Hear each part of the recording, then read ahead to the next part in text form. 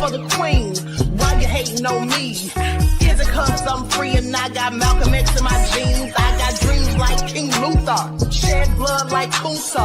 You ain't helping my people, I ain't got nothing to say to ya. I want all the smoke like hookah. Talking reparations, America won't be great until they give us compensation. I'm like, I'm the hottest right now. See a bunch of lames out here trying to jock on my style. They be doing too much.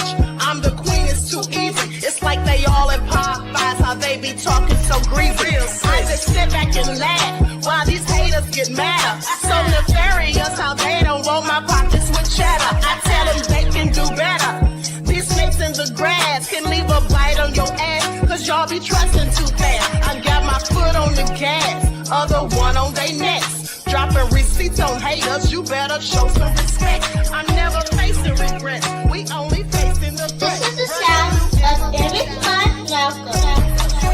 It's a cut on the gas, other one on they necks. Dropping receipts on haters, you better show some respect. I'm never facing regrets, we only facing the threat. Running through every challenge like a relay, break no sweat. It's a cold game, so I got that blanket with me.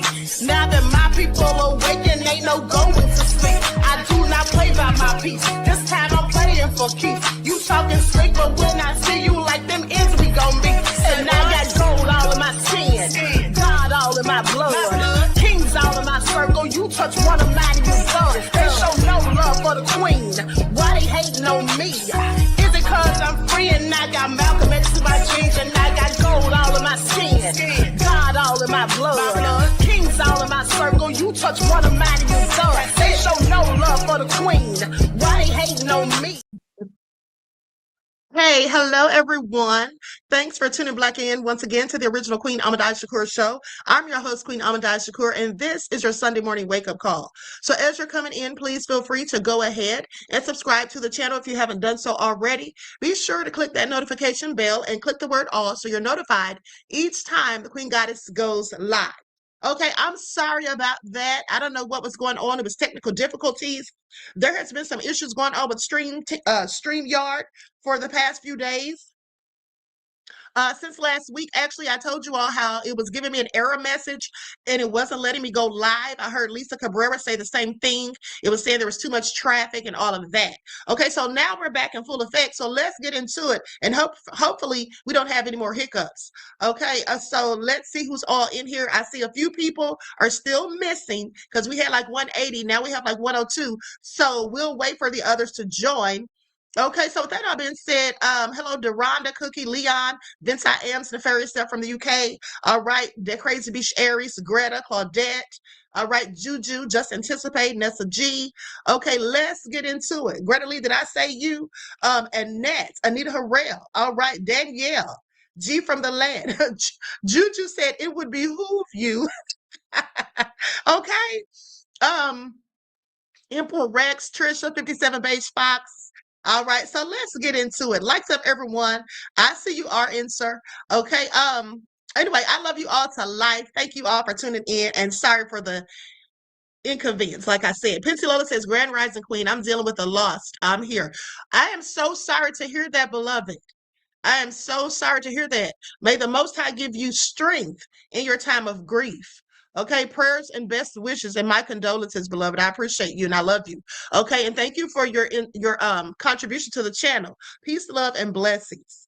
Hey, Carlton, DJ Perkadelic is here. Flower Lotus. All right, we're popping now, y'all. Okay, so it looks like most people are back. Okay, Just Anticipate. All right, so Queen Shay is here. All right. So with that all being said, hey, Deronda, I deleted the other live, okay? It's not to confuse people, okay? And I had to go back and change the link on Twitter and my YouTube community tab. So, hey, Latasha J. Okay, so now with that all being said, let's get back into it because I was telling you all about Donald Trump. Hey, Flawless Honey. I was telling you all about how Donald Trump is being played. He's been set up and he doesn't even realize it. Now, I told you all not 2 years ago, 6 years ago in 2020, I told you all that I had 2 dreams of Trump being assassinated. And since then, there has been 3 alleged attempts on his life. That being said, Some people don't believe they were real attempts. Some people believe that they were staged. Well, whether they were or not, I still believe that my dream was correct. And I think that Trump is being fooled. He thinks he's going to get a third term, but they don't have any intentions of giving him a third term, in my opinion. Now, mind you, what I'm saying is speculation, okay? And this is just my opinion, but I do believe, okay, that, I have very good discernment. I do believe that their whole plot is to install JD Vance. Trump, it's not going to cut it. They already see that Trump has a mental decline, that he has all these numerous health issues. Also, JD Vance is much younger, much sharper, and smarter than Trump. But also, he was promoted by Peter Thiel. And so that's how we know that that was the plan all along. So let's get into it. Likes up, everyone, please like and share. Hey, Alice, beloved. Buckhorse DC is back. Nene. Okay, now we're popping. Okay, so I'm going to share my screen so you all can see this. That's right. Greta said no third terms in America exist. That's right, beloved. But here's the thing. If you remember, it was Steve Bannon who said that they had successfully come up with a way for Trump to get a third term. Okay, so please pay attention. Now, this is about Peter Thiel. Okay, so for those of you who don't know, Peter Thiel is the co-founder of PayPal and Palantir. Okay, Palantir Technologies. Now, mind you, Palantir is surveillance. It's AI surveillance that they use over in Is Not Real. Okay, and it's what they're going to be using here to track and monitor and watch all of us. Okay, so please pay attention. That is the agenda. All right, but also I told you all, if you missed the video that I did days ago, let me put that link back in the chat, because YouTube clearly suppressed that video, as they often do. But that video was particularly suppressed, okay, because I was talking about their agenda that is very reminiscent of The Handmaid's Tale, if you have seen it. Now, that being said, I'm going to put that link back in the chat for those of you who didn't see that video. It's very insightful. I had the documents with the entire agenda in it. Okay, it's 168 pages, but I only read to you a few pages that I highlighted, okay, that I thought you definitely need to know firsthand. Okay, so now let's get back into Peter Thiel, because like I said, he owns Palantir Technologies, and he was an early investor in Facebook. He also has business interests with the U.S. government, which I find to be interesting, which may be especially important at the time when the tech sector is under intense scrutiny from both Democrats and Republicans. Whether his goals are ideological or financial, government watchdogs are watching closely. Well, they may be watching closely, but I scarcely think they're going to do anything to stop what he is up to. Okay, because pay attention, he's one of BB's people. Okay, so now with that all been said, let's talk about what's really going on here. Let's talk about what's really going on here. First of all, Peter Thiel is obsessed, in my opinion, okay, with the Antichrist. He has talked about the Antichrist over and over, okay? And though he may not admit this, but in my opinion, he's definitely ushering in the Antichrist with the things that he's doing. Now, this is, again, it's my opinion, but let's go to this video where he was on someone's podcast. I'm going to use an overlay, and then I'm going to tell you about this whole plan with JD Vance. My very specific question for you, right, is that you're an investor in AI. You're deeply invested in Palantir, in military technology, in technologies of surveillance, in technologies of warfare, and so on, right? And it just seems to me that when you tell me a story about the Antichrist coming to power and using the fear of technological change to sort of impose order on the world, I feel like that Antichrist would maybe be using the tools that you were building, right? Like, wouldn't the Antichrist be like, great, we're not going to have any more technological progress, but I really like what Palantir has done so far, right? Yeah, I mean, isn't that a concern? Wouldn't that be the irony of history would be that the man publicly worrying about the Antichrist accidentally hastens his or her arrival? There are all these different scenarios. I obviously don't think that that's what I'm doing. I mean, to be clear, I don't think that's what you're doing either. I'm just interested in how you get to a world willing to submit to permanent authoritarian rule. Well, but again, there are these different gradations of this we can describe. But is this so preposterous, what I've just told you, as a broad account of the stagnation that the entire world has submitted for 50 years to peace and safetyism? This is 1 Thessalonians 5:3. The slogan of the Antichrist is peace and safety, and we've submitted. This is my very specific question for you, right? Is that you're an investor in AI. You're deeply invested in. Now, as you can see, he did not want to answer that question. He rather chose to start stuttering and gaslighting and deflecting, just as we've seen all of Trump's administration do in hearings. Okay? They're all uncode. They're not going to answer anything they don't want to. They'll gaslight instead. So here's the gist of it all. Peter Thiel invested in JD Vance, and he's not going to let his investment go to waste. Okay? So the bottom line is, let me just tell you a little bit about how this all got started. It was in 2011. Peter Thiel was speaking at Yale University, where he met JD Vance. Now, JD Vance was so impressed by what Mr. Thiel said that he approached him afterwards. Okay, and he claims that this was the most important moments of his life. That's what JD Vance said. Okay, so mind you, after meeting Peter Thiel, he then took JD Vance under his wing. Okay, and he became his mentor. He also hired him. But not only that, he literally gave JD Vance, or he got other investors, billionaire investors, he got them to basically fund JD Vance. They gave him like $93 million so he could start his own venture capitalist firm in Ohio. Okay, now let me just double check to make sure I'm accurate on this. I don't want to misquote.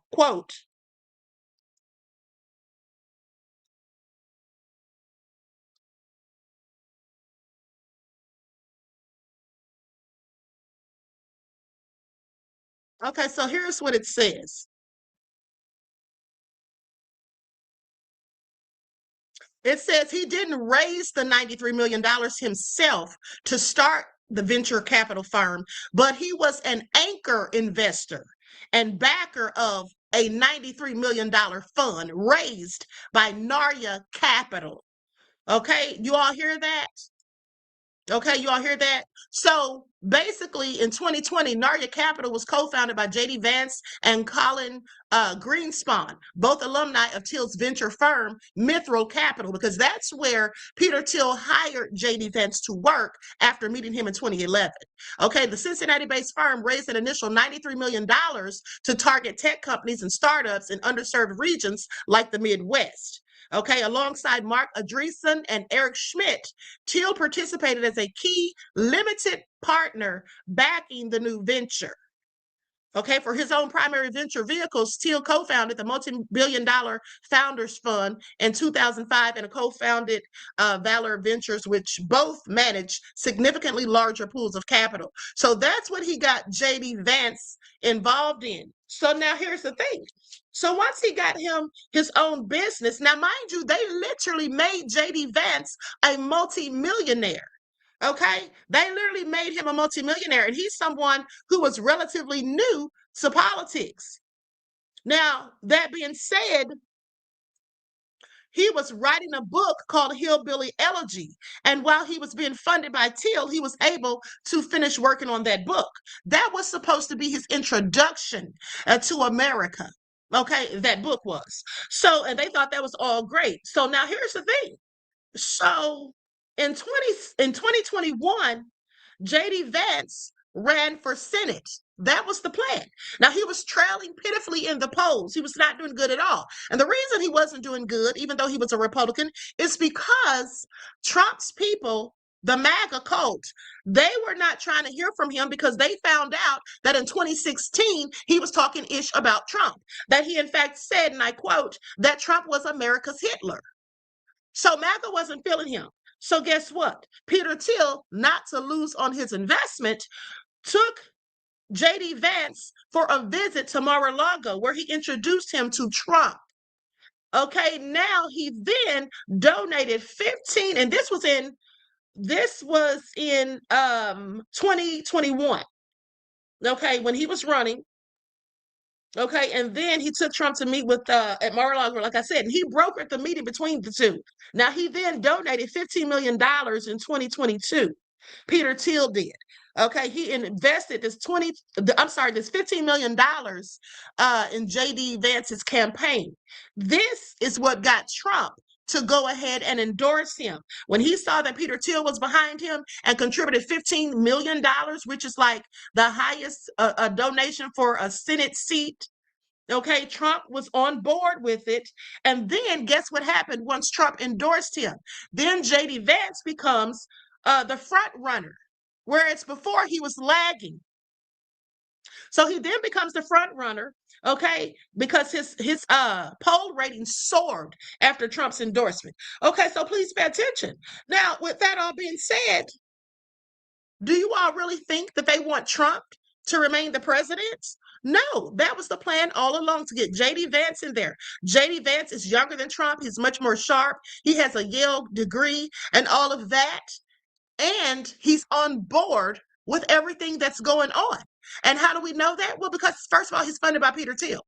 And Peter Thiel, I've already told you, has ties to the government. Okay, many of Bibi's people do. So with that all being said, the payback for making J.D. Vance a multimillionaire, the payback for giving him $15 million for his campaign, the payback for getting Trump to endorse him and thus making him the VP, which puts him right there in line to become the next president. What's the payback for that? Well, I'm so glad you asked. The payback for that is the same thing that Trump's payback is. It is to do whatever he's told by those people who funded him. Okay, because just like Trump received the $250 million, wasn't it, from one of Bibi's people? What do you think Trump's doing now? He's doing everything that he's been told to do, in my opinion, not to mention, as I've said before, that I do believe that Trump is also being blackmailed, okay, by both Satan Yahoo and likely Putin. All right. Now, that's just my opinion. Vince I.M. said that money is a bribe, not donations. Well, of course, beloved. Of course, I absolutely agree. I absolutely agree with you on that. But now here's the thing. Let me just tell you why this is all so dangerous, more dangerous than you know. Because you see, Peter Thiel does not believe in freedom and democracy. I want you to pay attention. Just think about this man who has ties to the government, who has inserted his own pick to be next in line to be the president. And he's likely going to assure that he wins, okay? Just like they assured that Trump won, in my opinion. Now, with that being said, Peter Thiel does not believe in freedom and democracy at the same time. Okay, he says the two cannot coexist, basically. Now, let's talk about that, because why does he feel that way? Why would he think that? Well, I'm so glad you asked. Let me just tell you what Peter Thiel said. Hold on.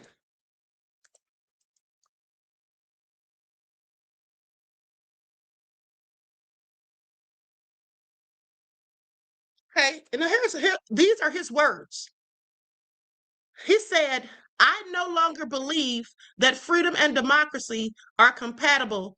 And he said this in a 2009 essay from the Cato Institute.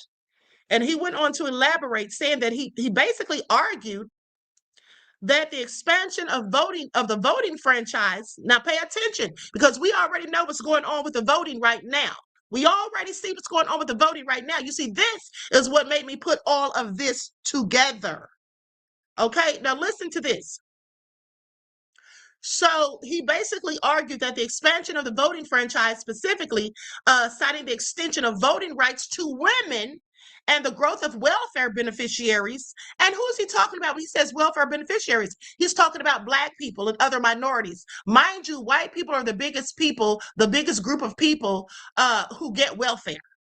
But he's not talking about them. Okay. So, or maybe he is. Maybe he's talking about the poor white people too. But nonetheless, he seems to think that voting rights for women and the growth of the welfare beneficiaries made it nearly impossible to elect leaders who favored libertarian capitalist policies. So what is he saying? He's saying that because the rest of us are not wealthy, because we're not rich, okay, we are not going to be down for his agenda.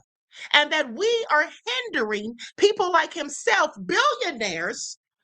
We're messing with their money because we have these government programs. Now that lets me know why they got Doge and Elon. Remember how Doge's job was to come in there and find what they called wasteful spending?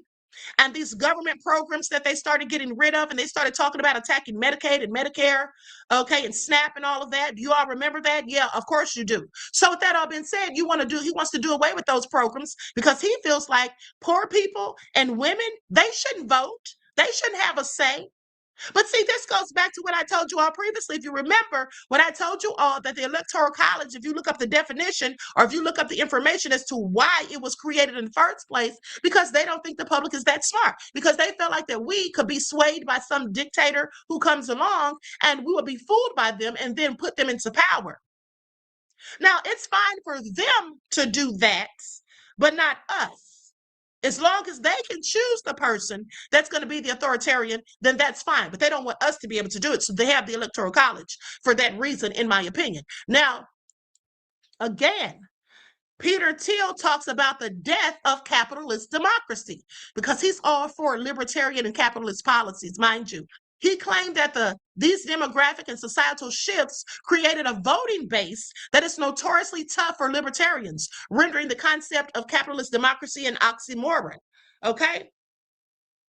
So I want you all to pay attention. If this man does not think that poor people, regular, everyday 9-to-5 people, and women should not be voting, should not have the right to vote because it's messing with billionaires' money, well, that should let you know exactly why they're doing all this stuff and why they gutted the Voting Rights Act. You see, this is all part of the agenda. And so what I think is going to end up happening is Trump's not going to be here. Because remember, I told you all I've been having dreams also of Trump laying in a box with his eyes closed and sitting real still, hands across the chest. Yeah. So with that all been said, I don't think they have plans for Trump to be here. One way or another, they want to get rid of him and insert and install J.D. Vance. Okay, please pay attention. Please pay attention. And let me just go to that 2009 essay that was written by Peter Thiel, because I absolutely have it, April 13th of 2009. I'm going to share it on my screen. I'm not going to read the whole thing, but I do want to read you all some of it. Likes up, everyone, please like and share. And just remember, beloveds, that you heard this here first. All right? And please get the likes up. Thank you. I'm giving you life-saving information here. I'm not even joking. Now, do you see this? The title of it is The Education of a Libertarian, and it's written by Peter Thiel, as you can see, April 13th, 2009. Okay, his own essay. He says, I remain committed to the faith of my teenage years and authentic human freedom as a precondition for the highest good. I stand against confiscatory taxes, hold on, why can't I get my words out? Totalitarian collectives and the ideology of the inevitability of the death of every individual. Okay, for all these reasons, I call myself libertarian. But I must confess that over the last 2 decades, I have changed radically on the question of how to achieve these goals. Most importantly, I no longer believe that freedom and democracy are compatible. By tracing out the development of my thinking, I hope to frame some of the challenges faced by all classical liberals today.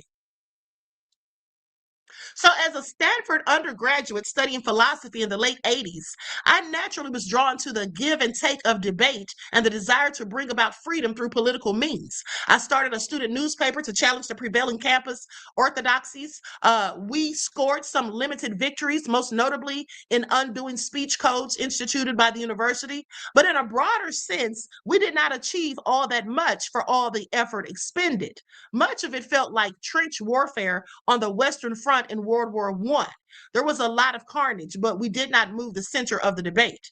In hindsight, we were preaching mainly to the choir, even if this had the important side benefit of convincing the choir's members to continue singing for the rest of their lives. Now, I want you all to pay attention. Okay, to continue singing for the rest of their lives. Okay, that's the analogy he's using. Now, as a young lawyer and trader in Manhattan in the 1990s, I began to understand why so many become disillusioned after college. The world appears too big a place. Rather than fight the relentless indifference of the universe, many of my saner peers retreated to tending in their small gardens. Now, the higher one's IQ, the more pessimistic one became about free market politics. Capitalism simply is not that popular with the crowd. Among the smartest conservatives, this pessimism often manifested in heroic drinking. The smartest libertarians, by contrast, had fewer hangups about positive law and escaped not only to alcohol, but beyond it. As one fast forwards to 2009, the prospects for libertarian politics appear grim indeed. Exhibit A is a financial crisis caused by too much debt and leverage, facilitated by a government that insured against all sorts of moral hazards. And we know that the response to this crisis involves way more debt and leverage and way more government. Those who have argued for free markets have been screaming into a hurricane. The events of recent months shatter any remaining hopes of politically minded libertarians. For those of us who are libertarian in 2009, our education culminates with the knowledge that the broader education of the body politic has become a fool's errand. So I'm not going to read all of this, but at the end of the day, this man had a game plan all along. Okay? Now, here's the thing he says about the future of technology. The future of technology is not predetermined, and we must resist the temptation of technological utopianism. The notion that technology has a momentum or will of its own, that it will guarantee a more free future, and therefore that we can ignore the terrible arc of the political in our world. A better metaphor is that we are in a deadly race between politics and technology. The future will be much better or much worse, but the question of the future remains very open indeed. We do not know exactly how close this race is, but I suspect that it may be very close, even down to the wire. Unlike the world of politics, in the world of technology, the choices of individuals may still be paramount. The fate of our world may depend on the effort of a single person who builds or propagates the machinery of freedom that makes the world safe for capitalism. Okay, for this reason, all of us must wish Patrick Friedman the very best in his extraordinary experiment. Okay, so you all heard that. So, with that all being said, this man has this whole nefarious plot and plan because he feels like the machinery of freedom has to make the world safe for capitalism, and that a single person has to propagate the machinery that's going to do that. So, apparently, that single person is him.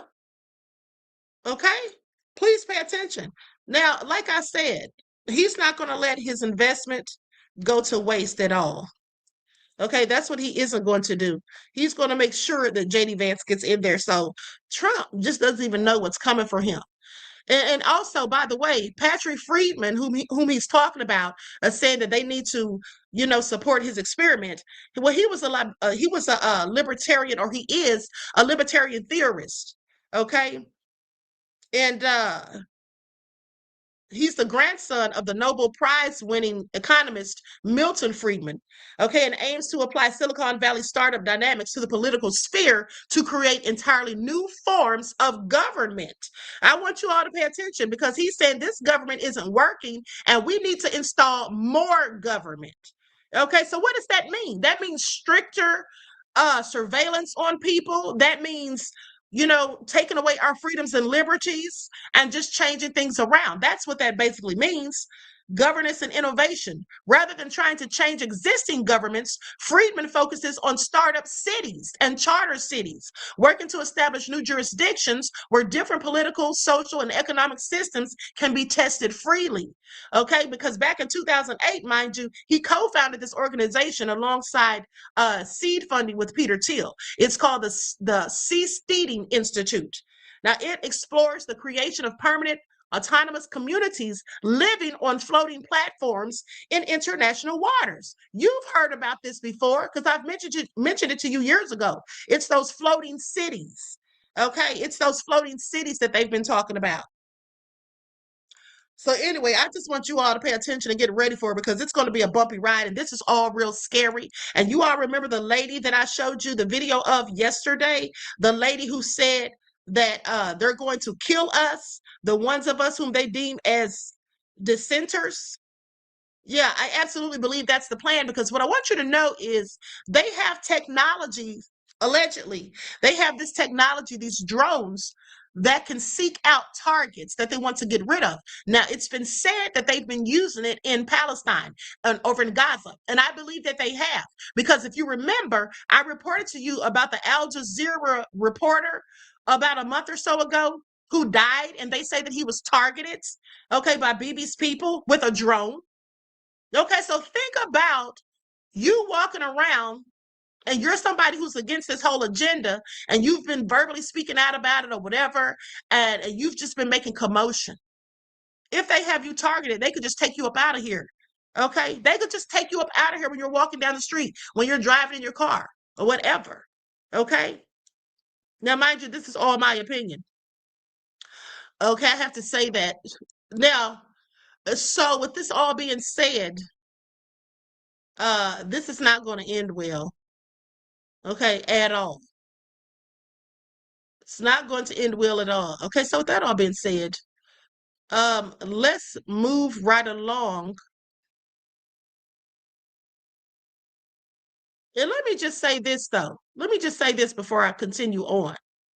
So after years of handling tens of millions of dollars or handing tens of millions of dollars to JD Vance, as well as Trump and other Republicans, Peter Thiel told Gelman that he's not giving to any politician in 2024. In his view, they failed to make the changes that he had wanted to see. And he now thinks that it matters little who's in power. In April, Trump called him to ask for $10 million. Thiel said in the Atlantic interview that he turned him down and Trump told him he was very sad to hear that. Now, how do you think Trump feels about that? How do you think Trump feels about that? Trump asked him for $10 million after he said he wasn't going to give any more money to these politicians. And he said it really doesn't matter who's in charge. Why would he say it doesn't matter who's in charge? Because he feels like no matter who's in charge, they're going to do what the hell they're told to do by me and whoever else because we funded them. Because no matter who's in charge, they're going to be funded by us, which is Bibi's people. Okay, so please pay attention. So now, when Trump came and asked Peter Thiel for that $10 million and Thiel told him no, Trump said he was very sad to hear that. Well, if Trump is sad about hearing something, what does Trump do? Okay, what does Trump do when he gets upset with people? We already know how he turns on them, except he can't publicly come out and talk trash about Peter Thiel. Well, he could, but I don't think he would do that because he already knows what's at stake here, and he already knows that they all have the goods on him, and by they, I mean Bibi and his people. Okay, so he's not going to say anything, but the fact that Trump is displeased that he didn't get the $10 million and said he's very, very sorry, that's how you should know that Peter Thiel has no intentions of Trump being in office, and that very likely that's exactly why he wants JD Vance in there. Okay, please pay attention. Now, with that all being said, let's talk about how Iran has finalized a sweeping regulatory mechanism to unilaterally govern maritime traffic through the Strait of Hormuz. Okay, let's get into it. You see, they have introduced mandatory routing frameworks and specialized transit fees that fundamentally alter navigation rules in the world's most vital energy choke point. So Ibrahim Azizi, chairman of the Iranian parliament's National Security and Foreign Policy Committee, confirmed that the newly established regime will restrict passage exclusively to commercial vessels and international partners actively cooperating with Tehran. Okay, so if you're not down with Iran, you're not getting through. The geopolitical maneuver explicitly bars operators aligned with the U.S.-backed Project Freedom maritime initiative, sparking immediate friction with Washington and sending shockwaves through international energy and insurance markets. While East Asian nations, including China and Japan, have already adapted to the protocols. Iranian state media reports indicate that European nations have broken ranks to initiate direct transit authorization talks with the Islamic Revolutionary Guard Corps. That's the IRGC, okay? Navy, underscored a significant shift in Western leverage over global oil lifelines. So do you all hear this? So this means that because Trump has pissed off NATO, because he's turned our allies into foes, the European nations, which are NATO, they're now breaking the ranks and having talks with Iran themselves to ensure that they can get through the Strait of Hormuz. And the only way for them to do that is to not be allies of the United States. So you all hear that? You all hear that? I find it all very interesting. But let's continue. Likes up, everyone, please. Don't forget to like and share. Now, here's the thing. Let's talk about what Trump has done, because we know that Trump goes after any and all political rivals. So Trump got rid of a GOP senator that he had a beef with. Let's go to the footage. Likes up, everyone, please. Like and share. Thank you in advance. Of payback against GOP dissent just had its biggest moment of this midterm season, with Trump taking down a powerful Senate GOP chairman, Senator Bill Cassidy, who lost in a Saturday primary in Louisiana, more than 5 years after voting to convict the president for inciting the January 6th attack at the Capitol. All despite Cassidy trying to make amends with Trump, including with his pivotal vote to confirm RFK Jr. to be the Health and Human Services Secretary. Advancing to the June 27th GOP runoff, Congresswoman Julia Letlow, whom Trump recruited into the race, and former Congressman John Fleming. It all underscored Trump's enduring strength with the base, despite collapsing support among the general electorate. Now, Cassidy, addressing supporters last night, did not mention Trump by name, but it was quite apparent who he was talking about. And when you participate in democracy, sometimes it doesn't turn out the way you want it to. But you don't pout, you don't whine, you don't claim the election was stolen. And let me just set the record straight. Our country is not about one individual. It is about the welfare of all Americans, and it is about our Constitution. Leadership should be steady, not erratic, thoughtful, not impulsive, and leaders should think through the consequences of their actions.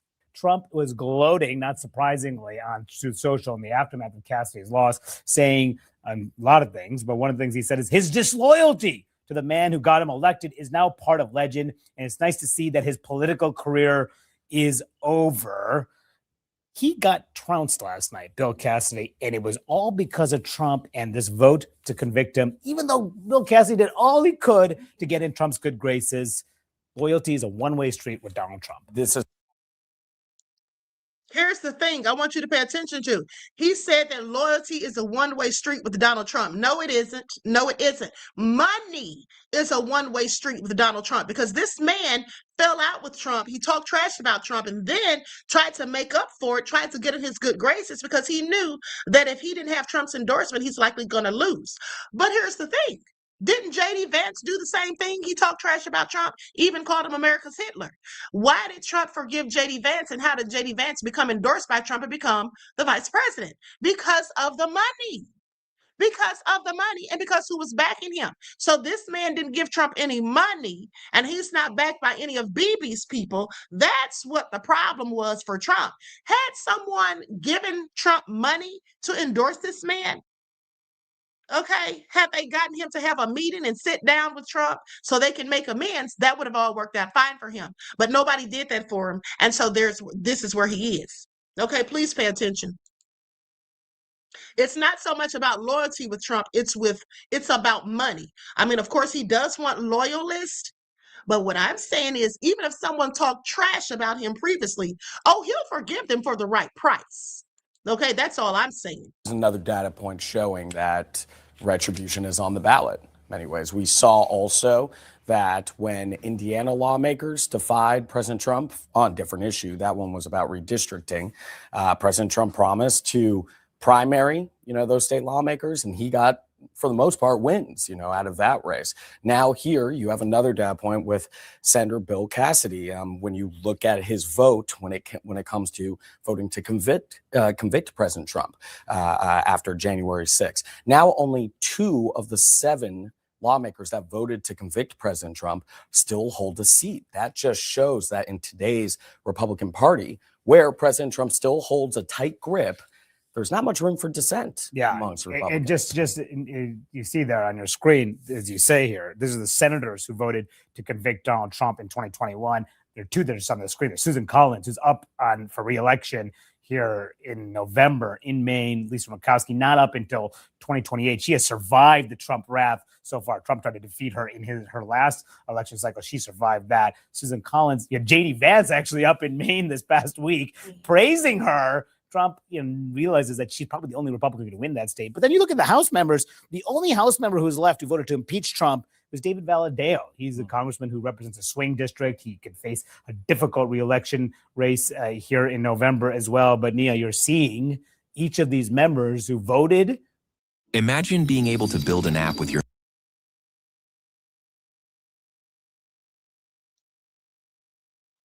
Trump slowly leave the party. Yeah, listen, and some of these folks obviously decided not to run. Bill Cassidy did decide to run. He sort of tried to get back in good graces. He had that statement there where he said, leadership, people in power have to think about the consequences of their actions, where one of the consequences of his actions is that RFK is a very powerful person. And one of the things that's going to be interesting, I think, to watch Cassidy is what he does now, right? He sort of came out swinging in that statement against Donald Trump. He obviously has a number of months left in the Senate. Is he going to be a thorn in the Republican Party side as they try to do Trump's bidding on any number of issues? But yeah, I mean, Trump is still powerful. Primary voters, Republican Party primary voters still love Trump. Yeah. They still love Trumpism. Is it? Okay, now Quiet Storm says no matter how much money is spent, the voters will have the final say. That's absolutely not true. That is absolutely not true. If the voters had the final say, Trump would not be the president. Okay, Kamala Harris would. And also, in 2016, if the voters had the final say, Trump wouldn't have been the president either at that time. Hillary Clinton would have. Okay, both her and Kamala had more popular votes than Trump. So what does that tell you? That tells you that they're going to make whoever they want to be the president, period. And also, the voters have the final say? Yeah, they absolutely don't. Okay, have you not seen what's been going on? Have you not seen what's been going on? And there was a video this woman posted. She was crying her eyes out. And I was just so annoyed that she was crying. I mean, I understand how she was feeling, but I just wish she hadn't been crying about it. Here it is right here. Okay, I'm going to go to that video and let you know that voters don't have a darn say-so. Yeah, they're supposed to. They're supposed to. But why do you think there's all this voter suppression going on, beloved? Quiet Storm says America goes by the Electoral College. Exactly. So how do you think voters have the final say? They go by the Electoral College, and you and me have nothing to do with that. We have nothing to do with that, beloved. Okay, please pay attention. I'm about to make it all make sense, okay? Because like I said, this is why they're suppressing the votes right now. Didn't I tell you all that here in Georgia that they don't even have the party listed on the ballots? They just have the names of the candidates. So if you don't know a particular candidate's If you've never heard of them and you've not researched them, you don't know who this person is or what party they're running for. So how do you know who to vote for? How do you know if this is a Democrat or an election? How do you know that? Okay, now like I said, we know Keisha Lance Bottoms, so they didn't have to put what party she was. We already know she's a Democrat. Okay, Osnoff, we already know. But some of these people are not known. So what do? Well, I'm going to tell you what you have to do. You're going to have to do research. Okay, you're going to have to do research at the end of the day. But many people are not going to do that. Specifically, Black people are not going to do that. Okay. Quiet Storm says Elon spent plenty of money in Wisconsin and it didn't help. What do you mean? Elon spent a lot of money, yes, and that's why Trump's the president. What are you even talking about? Elon helped Trump to become the president with his money. What are you talking about? What are you talking about, Wisconsin? Trump is the whole president. Period. So they are suppressing votes now. Okay, Quiet Storm, I'm not going to have this conversation with you because clearly I don't know if you're slow like a turtle or if you are just not paying attention to what's going on around you. Okay, I'm done with this conversation because it would take too long for me to go and backtrack everything that I've said for the last few days that should let anybody with common sense know that, yes, they're suppressing the votes. What are you even talking about? Okay, let's continue. Likes up, everyone. Please like and share. Thank you in advance.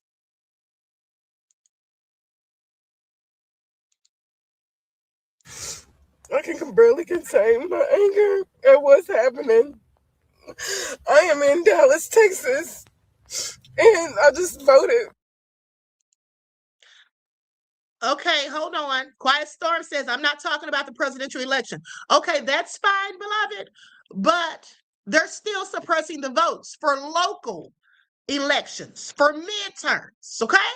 Now just keep listening and you'll learn something. I promise. But I've never experienced what I've experienced before. I live in Capel, Texas. I'm less than a mile away from the main government building where I always been voting for everything else, including, last November. But now when I went up there, they have us all separated in different voting locations. If you're Republican or Democrat, they only gave us 2 locations. But the Republican Party can vote in a nice, fancy, pretty building with a nice, updated machines. They got me at some freaking elementary school where there's some teenagers in there and only 2 adults with some old, outdated voting machines to allow us to vote. And I had to drive 3 miles out of my way just to get here. This is ridiculous. This is not democracy. How dare you guys? Why are you allowing this to happen to this country?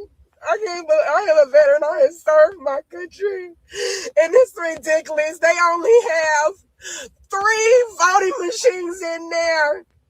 Only 3. So when people get off of work, they're going to be here all day. But their main locations for the Republicans that I saw, which voting locations, they have all the super nice ones. They have multiple machines to cast their ballots. So they're making us cast our ballots separately. Where there's only Democratic polling locations and only Republican polling locations. And they used to have the signs of like who's a Democrat, who's Republican, and for all the things that you're voting for. They don't have none of it. This is not America! Okay, I'm so upset. I cannot believe this is happening to our country. Y'all should be ashamed of yourselves, Governor Abbott. All y'all. Shame. Shame. Shame on you guys. This is ridiculous. You're going to do whatever you can to suppress our votes. You already gerrymandered everything. You just gotta make it worse. You just gotta make it harder, huh? That's okay. I still fucking voted, you bastards.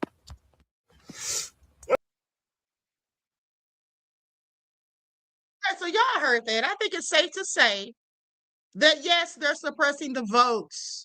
Have you not learned what they did in Louisiana? Okay, have you not heard about that? This is all nefarious. Okay, please pay attention. This is all so racist. Even Governor Newsom came out and said something about it. Let's get into it. Y'all can sit here and think that they're not suppressing the votes, okay, and just be ridiculous and redundant. But at the end of the day, that's exactly what they're doing. Okay. I don't know if some of you all have wax in your ears or you have selective hearing, but at the end of the day, y'all need to be paying attention. And also, she ticked me off with all that damn crying. Like, lady, I understand it, but get mad, not sad. Okay, get pissed off. Don't act like you were pissed on. Okay? That's my philosophy. I'm not about to sit here and cry.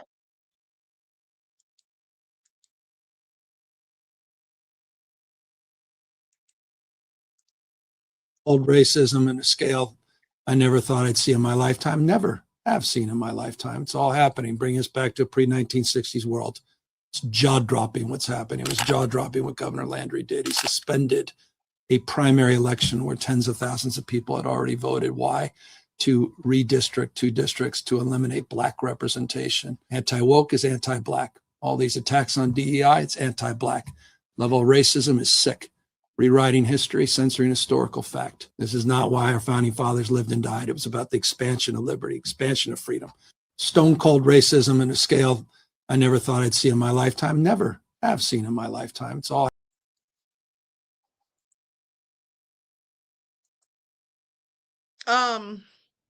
I find that really interesting. Okay. Quiet Storm says, didn't they always suppress the votes in the South? Okay, Quiet Storm, like I said, I'm done talking to you. Okay, you're either not that smart or you're trying to get on my nerves. Okay, whether they've always suppressed the votes or not, which they haven't always done that in the South. Okay, but even if they had, they're doing a whole hell of a lot better job of it now. Okay, that's what you need to be concerned about. Okay, when they first had to let Black people and women vote, absolutely they were suppressing the votes. They had people having to take all kinds of tests. Okay, they had one thing where you had to guess how many gumballs was in a jar, or you couldn't vote. Okay, this is the bullshit they did. This is the bullshit they did. You said you're asking the people in the chat. It doesn't matter who you're asking. You're on my channel, and so I'm going to answer. Okay, the people in the chat are going to tell you the same thing that I already said, because unlike you, they have actually been listening. Okay, now let's continue. Now here's what the rabbis have been saying about Trump. And I told you all this before, but I'm going to let you hear this from the horse's mouths. Well, let me put an overlay on this just in case. This is day one of me showing you videos of Jewish rabbis, Jewish scholars, and Jewish politicians talking about President Trump. Take a look at this clip. The current non-Jewish Messiah was chosen to be of service to the Jewish people and the Jewish Messiah. President Trump's right ear was grazed in a symbolic gesture of Exodus 21:6, where the Torah states that a servant who wants to remain with his master needs to have his right ear pierced. Trump was designated as God's servant and anointed one, just like Cyrus the Great almost 2,400 years ago. We have clarified in several videos that the absolute deadline for the redemption is by the end of the Jewish year 5787, which corresponds to October 2nd, 2027, 1,167 days from today. Thus, the redemption will surely occur during Donald Trump's tenure. And I have good reason to believe Donald Trump was chosen to be the one to redeem the sins of Esav through offering his assistance in rebuilding the Holy Temple on the Temple Mount and establishing the Jewish kingdom over all of mankind in Jerusalem. Perhaps it is no accident that the numeric value of Donald Trump in Hebrew is the same as Messiah, son of David, Mashiach ben David, 424. However, Donald Trump is mistaken if he thinks he was chosen to make America great again. He will no doubt do a lot of good things to strengthen our economy, protect our borders, and allow religious freedom to flourish.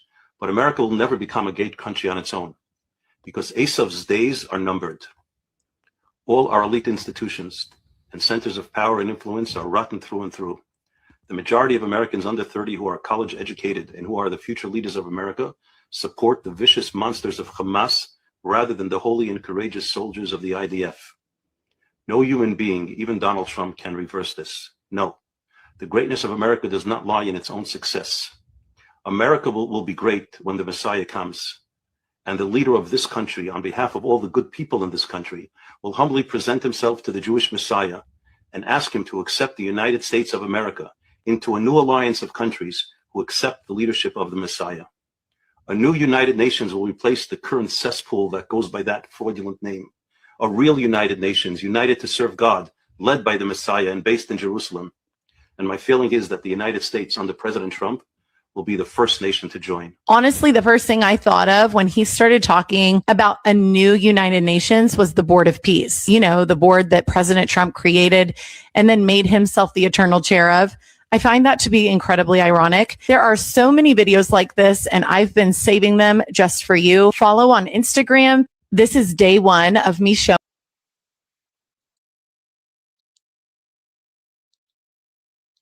Okay, now that's a scary thought. Okay, that is a very scary thought. Okay, please pay attention. Now, with that all being said, as we were talking about voter suppression, listen, voter suppression in the United States, specifically in the South, has a long history. Okay, they have used all sorts of methods, intensity, and legality, to just keep us keep their foot or their feet on our necks. Okay. I mean, like I told you all, they had poll taxes, which were fees for you to be able to vote, literacy tests, which were very much so unfairly administered, grandfather clauses with exemptions for favorite white voters, white primaries, which excluded black voters from party primaries. Okay. They had violence, intimidation, and terror from groups like the KKK and all of that. So yes, you are quite frankly right. They have always had voter suppression in the South. I will have to say that. But the bottom line is it's worse now. Okay, it's worse now. It's amped up. Now, I showed you all the video the other day when they were talking about women being so quarrelsome and then talking about these people on welfare and all this, that, and the third or whatever. And I told you all about that again today. So the bottom line is now it is much worse than ever, and we all need to be very concerned. Okay? Now, hold on for just a second. Let me pull up what happened in Louisiana recently.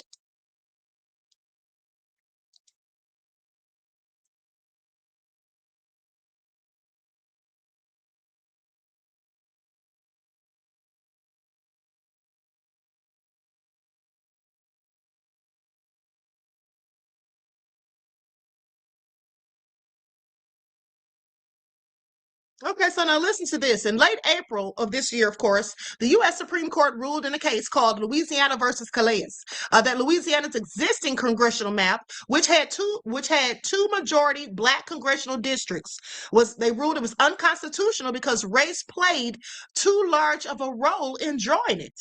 The decision significantly narrowed how the Voting Rights Act of 1965 can be used in redistricting disputes.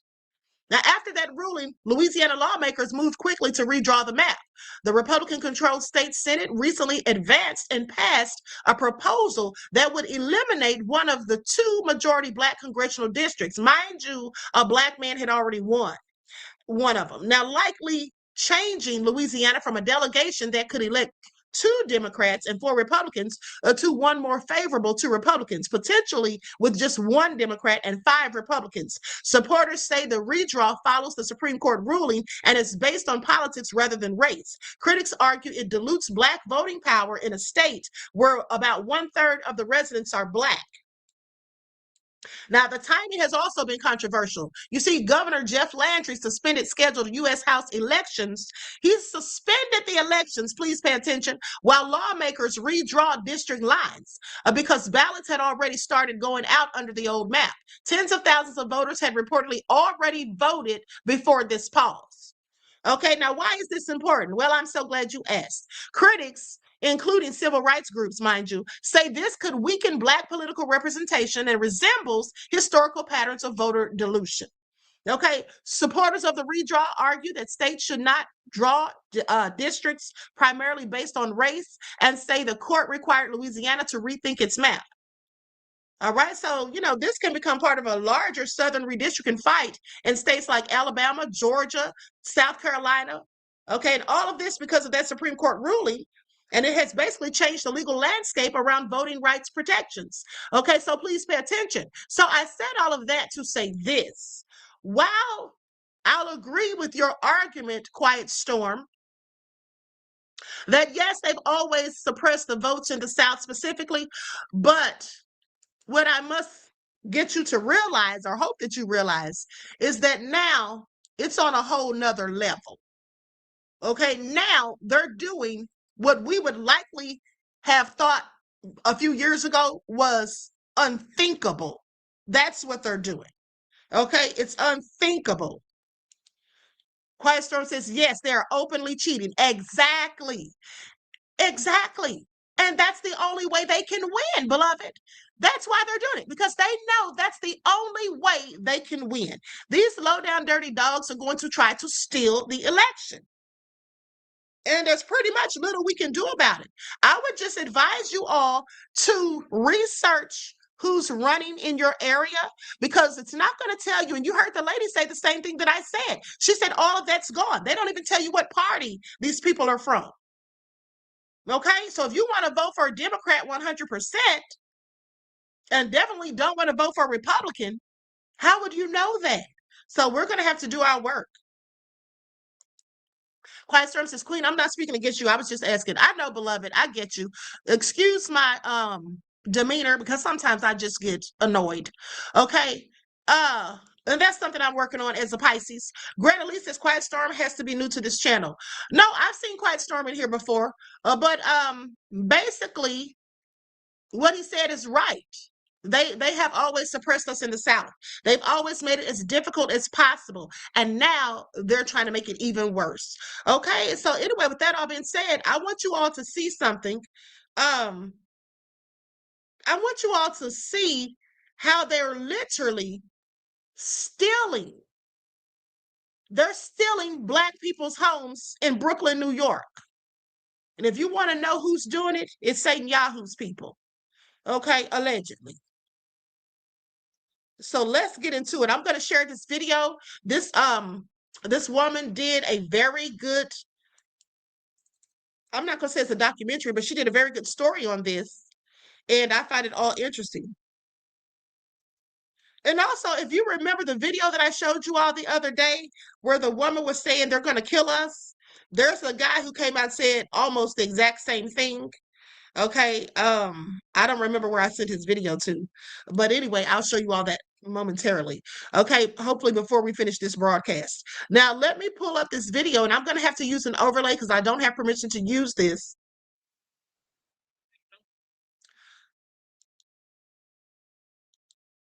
Okay, so here we go. Likes up, everyone, please like and share. Now, this video is actually from a month ago. But what's going on in this video is still going on. And in fact, it's likely worse. D Major says shamelessly cheating. Yes, exactly. They don't have any shame. No. When my brother. Okay, let me get my overlay real quick. When I first bought the buildings in 2006, we couldn't get anybody to rent. We had to pay the mortgage for like the first 8 months we had the buildings. We were broke. But now people stop me on the street. Do you have any vacancies? So just imagine you're coming home from work and there's, I say, the white man sitting on your stoop. See the stoop? Mm-hmm. And I opened my gate and I went, can I help you? Oh, we own your house now. I was in such shock. I didn't even know what to do. So for the first 3 months, November, December, January, I was on the bed like I was an invalid. I couldn't even function. I could not believe it. I didn't know who to go and talk to, because what they had done is put me in a fraudulent foreclosure auction. And they know when the officials see the paperwork, oh, you had a mortgage and you didn't pay. And they didn't believe anything I said, but now I understand. Everybody's being paid off. So when the trees bloom around here. So beautiful. We can go down there and then make a left onto Green Avenue. That's my street. At that time, it was when I came in 1985, it was go to Bed-Stuy and die. Now that it's getting gentrified, which you can put on record, gentrification is true. It's ethnic cleansing. It has changed. Now it's Bed-Stuy alive. See how things change? When people want your neighborhood, I guess they're getting ready to build something big right here. Wow, look at that lot. There used to be 3 or 4 buildings on this lot, so I have a feeling it's going to be a big building put here soon. As soon as you see the paperwork go up on this, I don't see anything yet.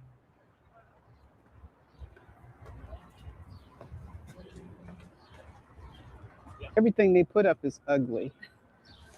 It's just to make money. They don't keep within the facade of the neighborhood. They make it look junky. It was like every other brownstone in the 80s was boarded up. This was the most boarded up neighborhood I had ever been in. The house that I got was boarded up. Let me just see what this 25 by 100. Oh, it's glass you can't see. I thought we could see in. When I came to this neighborhood. Oh, it's like a mirror. Yes, a mirror. Oh, you can see the lot right here. I guess eventually they'll build. Every crook and cranny, they're building something. This place is going to be it's going to be overrun. Eventually, it's not even going to be fun to live here anymore. I think we're kind of already at that point. I know, seriously. And this is a church. I really want to go in there and ask them what happened because they had a fire in there. Yeah, the church. They're taking our churches. And see all this other ugly stuff. Because that was a vacant lot right there. And this just went up this year. And look, looks like what the fuck is this? That's what I said, because that was a vacant lot up until last October. It's supposed to be it's supposed to be a townhouse. I wouldn't even buy this. Listen. Mm-hmm. Ugh. So ugly. It is ugly. So is this piece of crap right here. This was a vacant lot for a long time. Right here up to the church. They must have bought the property from the church. When you lose your congregation, right, and you depended on the money to run the church, that's what happens. Pastor Davis and Bishop R.C. Larson. I guess to save themselves, they sold their lot.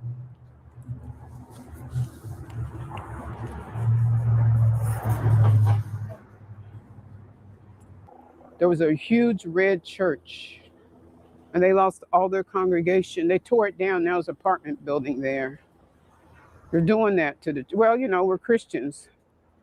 People should say anti-Christian racism. They can't stand Christians. Say more garbage. Versus, look at that over there, how nice the architectural structure is. Like, you can't even build buildings like this anymore. Yeah. Or anything across the street. That's why they put this cheap crap up. And look, they let them put, it looks like it's vinyl siding to me. So this was always a beautiful, quiet neighborhood. And you know you're in trouble when you start seeing articles in the real estate section of the New York Times saying, oh, this is a great block and that's a great block. I figured it was their signal. Right. It's okay to move over there. So can you imagine? It feels like you live in a police state. These investors / developers, they'll even pay our Black community people to watch you. I've had a number of people tell me, oh, they used to come by and ask us, do do you know anything about this woman? They're doing it to me now over on Bedford. My tenant told me, he said, they stopped me and said, do you know anything about that woman? They said, what woman? My tenants are really good. They go, what woman you're talking about? We don't know what you're talking about. See, these brownstones have the original. You can't even get this anymore. This original railing. Because when you get to my block, you'll see it switched to the real cheap, like over there. See how they did the cheap railing going up the steps? Experience the irresistible crunch of our golden fish crisps. More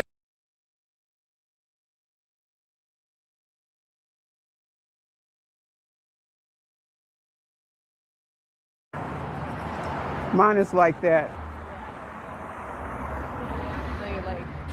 Yep, the neighborhood's lost a lot of its community feeling. Because the people didn't even know me, they would say, well, hi, how you doing?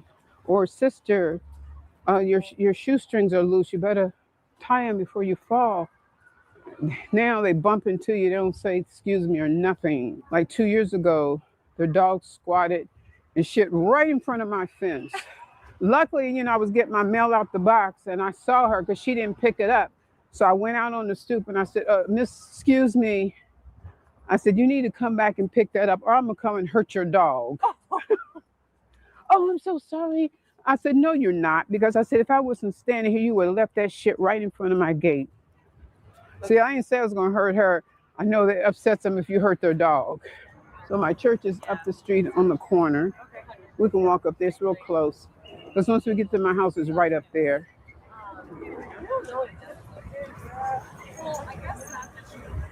So it makes me wonder now, did they want my house because it's near a school ground? Could be. No, I agree. And I get a lot of, last year I got 5 times the buildings department came to 1159 Bedford trying to get inside. Oh, you have an illegal museum. I just tell the inspector to his face, sorry to curse on the film, get the fuck away from my door. This is my private apartment. I can have anything in here I want. Vyralyn Jones is one of countless New Yorkers who have had their homes and wealth taken in what victims allege is a criminal conspiracy. Comprised of real estate developers, but also the city's legal, political, municipal, and financial infrastructure. Their stories illustrate just how violent and destructive gentrification actually is. Oh, oh my gosh. Until I can find a bigger space. So I'm staying here in the office. Department people come to inspect. Now, what I want you all to pay attention to, beloveds, is the fact that she has all of this African art. Look at this. Okay, I'm going to mute it for a second just so you all can see what she has in here. They're calling. Oops, hold on.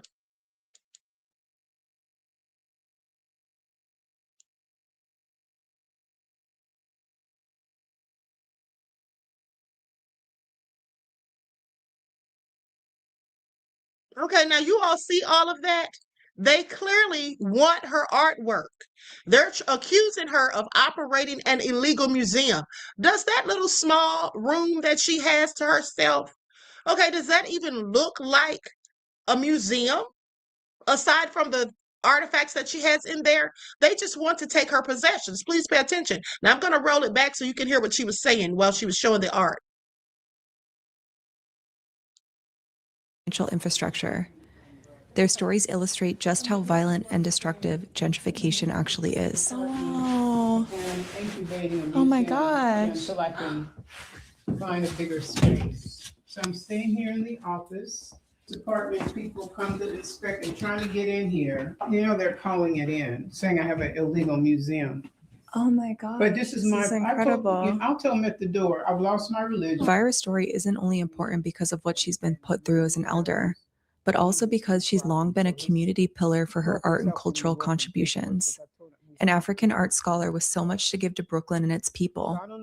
That's if the city would actually allow her. I hope I look appropriate because I'm kind of semi-homeless because all my clothes are right now in storage. Wow. And when I left, when they threw me out that day, everybody's like, you should have let him arrest you. It's like I was already traumatized in 2022 when they showed up and said, we own your house. And I said, I wasn't going to get arrested and get more traumatized because, you can't function. 2022, it took me about 8 months to get my senses back and start fighting these people. So I don't know where to start. And I came to New York because I really still wanted to be a journalist. She was evicted last year from the home she bought in 1996, and since then has been living at her office where she keeps all of her art, waiting to fulfill her dream of opening up her very own African art museum, but also to return home. And every time we hear that dun dun dun dun dun dun dun dun dun, my mother went, it's on, it's on. We run down, we watch stuff from Southeast Asia, African tribes, Native American tribes. So from that, I got the bug. I couldn't afford to go to Africa. So when I went away to school to a higher university, I found something called the Peace Corps. And I got my country assignment in my senior year, my passport, the visa to go to Ghana. So when my parents came for my graduation in June, I went, Mom, I think in 6 weeks I'll be going to Africa. My mom cried. So when I came home, I just started reading books on African art because I used to see a lot of it in the country. And I just fell in love with it. It's, how can I explain it? It becomes like it's a good disease. Once you found out how the pieces are used in the culture, in the ceremonies, I would rather call the electric company and say, oh, I can't pay my bill this month. Can I get an extension? Because I'd use it to buy a mask. So this is a mask, believe it or not. This has been worn in a ceremony because it'll have raffia grain pot from Cameroon. This is a masterpiece right here. This is a fertility figure from Guinea, Conakry, Guinea, female fertility figure. When the woman gets married, she is sent home on her husband's shoulders.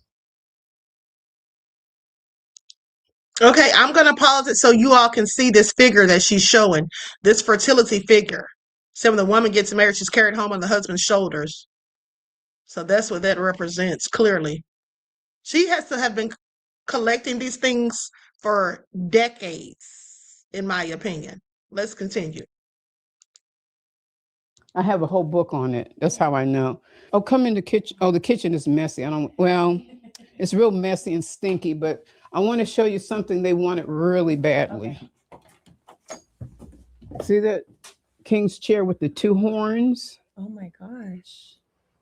Because they wanted it so bad. So I said, it's not for sale. So when they said, okay, I said, okay, you can have it. See the pot I showed you? That same king in that village in Fumban in Cameroon, his people sent me another picture of the same thing that's 50 times nicer than that one. Wow. They said, let it go, let it go. So you have a master plan here. Yes, I do. I have some masterpieces coming. I have about 2,000 books on African art. I think when I get this straightened out, I'm going to take classes toward a PhD in African art. See all these books, and I got some over here. And I don't know where it is right now. I got books on every different culture. Oh, I have to show you this. You're going to love this. This is the Guru people. So here is a before of my stomach before Sonobello, and this is after. This year, don't just lose weight, lose stubborn fat and sagging extra skin. I want to show you on the computer real quickly. Ivory Coast, different ethnic groups. There's a lot of ethnic groups in Ivory Coast. Mm-hmm. So what I'll do is I'll send a picture to a friend of mine who's going back home to Ivory Coast. I said, I'm looking for one of these I've told him from now on, send me the whole costume. Don't just send me the mask, called the Zawali dance. So I'm going to have a whole series called Dance in the Mask. Here they are. All the masks are female in African culture, but the men wear them. See, these are these colorful masks. I really hate them, but this is what they do. Okay, let you all see the Zawali mask. I don't know, you all probably can't see it, but that's this dance they do. I've seen it several times. They have videos of it on YouTube. Let's continue. See, I'm gonna be bringing them here. See, dancing the mask. Isn't that incredible? Oh, here's another one. And I told them from now on, when you bring me the mask, I want the whole costume. Oh, I love this song.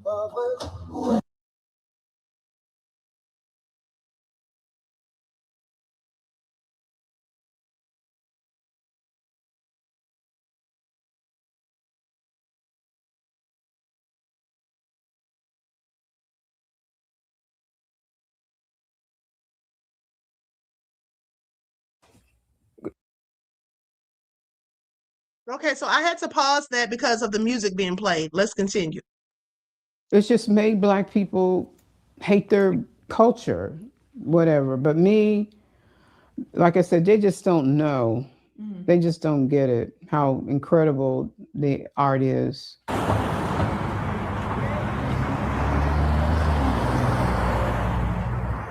So this is it.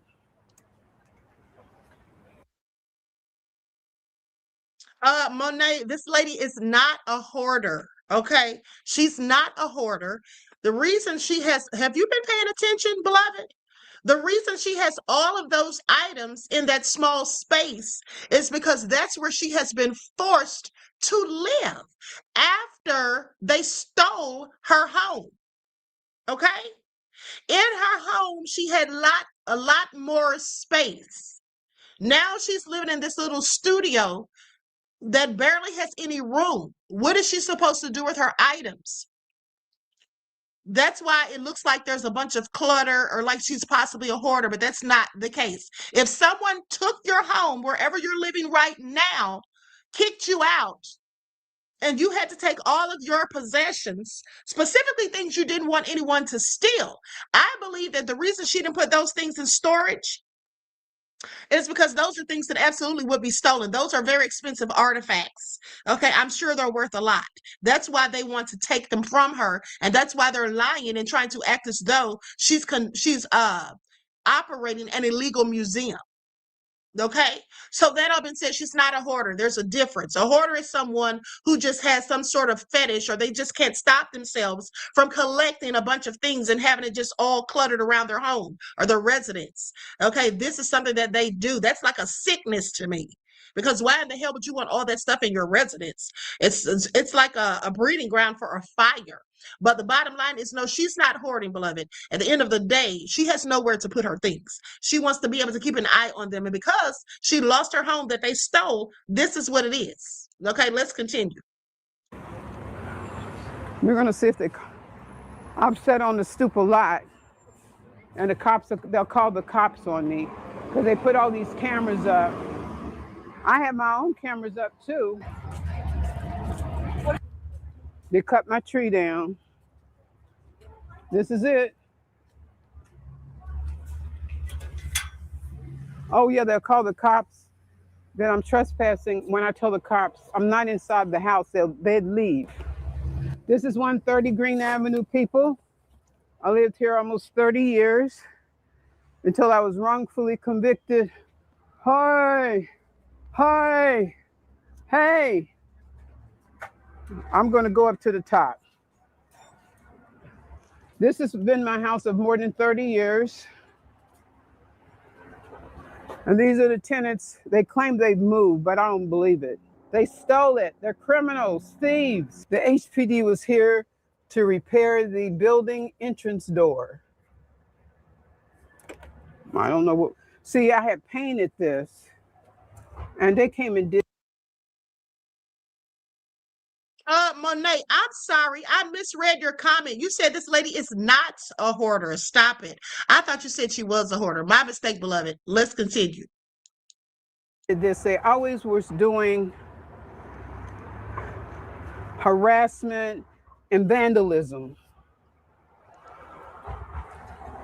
See, did they fix over there? I had changed the locks. They tore up the strips off the door. See the white molding over there? They tore that up. It looks like they've repaired it. Yeah. This is coming to an end, people. This was deed theft. You stole the house. You're being investigated. You need to go to jail. So this is my house. And I used to get a lot of calls on me. The buildings department used to always show up and give me a violation. Okay, so songwriter Sonny says, I still remember my brownstone on 127th and Lenox Ave. Songwriter Sonny, that's very interesting because when I was in New York for the Diddy trial, that's exactly where I stayed, at 127th and Lenox Ave. Okay, please pay attention. We find that all nefarious, but let's continue. And that's another way they harass you. We need to sue the buildings department, HPD, go after the finance department. Believe me, it feels like every agency in the city is involved with these criminals that are stealing people's properties. My name is Vyra Lynn Jones. I'm originally from Charleston, West Virginia. I came to New York to do a master's degree at Columbia University. And you know how you feel in your mind, you've done all the right things. Go to college, never broke the law. I found the brownstone here in Clinton Hill. The mistake I made is I got a loan from these people, but their program is called loan to own. Once you deal with these people, they don't have any intentions of giving you the property back. So they put me in a fraudulent foreclosure auction, and without my knowledge, they sold my house behind my back. I actually have documents that show that I had $2.6 million to give them to refinance my loan. And what they did to make sure I didn't know they were selling my house at an auction on October the 6th, 2022, they used my neighbor's house. Look at this, 128. Because when you sell a house in foreclosure auction, you have to advertise it. So my neighbor told me he wondered why he was getting all this paperwork about a building in foreclosure. Well, it went into foreclosure because it was COVID. And you know, the banks were, everything was closed. The banks weren't doing any work at all because they were all closed. I had the money to refinance. Nobody did anything until 2 years later when the moratorium was lifted here in New York. They wanted the house because I've refinanced my house. I've had it for 30 years. I've probably refinanced more than 3 or 4 times and had no problem ever. They sold my house behind my back. And then when it shows on record that they foreclosed on me in an auction, all the public officials like Letitia James, she even told a TV station, Channel 12, oh, it was a foreclosure. To them, when they hear the word foreclosure, it's over. I didn't pay. Then we called the district attorney, Eric Gonzalez. His office was so hateful. I wanted to apologize, like, oh, I'm sorry I called. I'm sorry, because they did the same thing, just hateful, mean phone call. And even the finance department, I was at a seminar for senior citizens with Crystal Hudson. A woman from the finance department was there, and she even said, oh, we always flag things when a person gets a property for $500,000 and the property's worth $2 and $3 million. I really wanted to yell at her, like, that's what they did to me. You don't seem to have done anything. Nobody does anything, people. If you want to feel how life really is, that the law does not work for you, come to New York, buy a house, and let them steal your house. The judges in the Supreme Court, the Brooklyn Supreme Court, all the officials, the police, the buildings department and their inspectors, they're all in this together. It's really hard to believe that somebody would set you up to take your $3.5 million brownstone. So I think the fraudulent... It takes 90 seconds for this NASA-engineered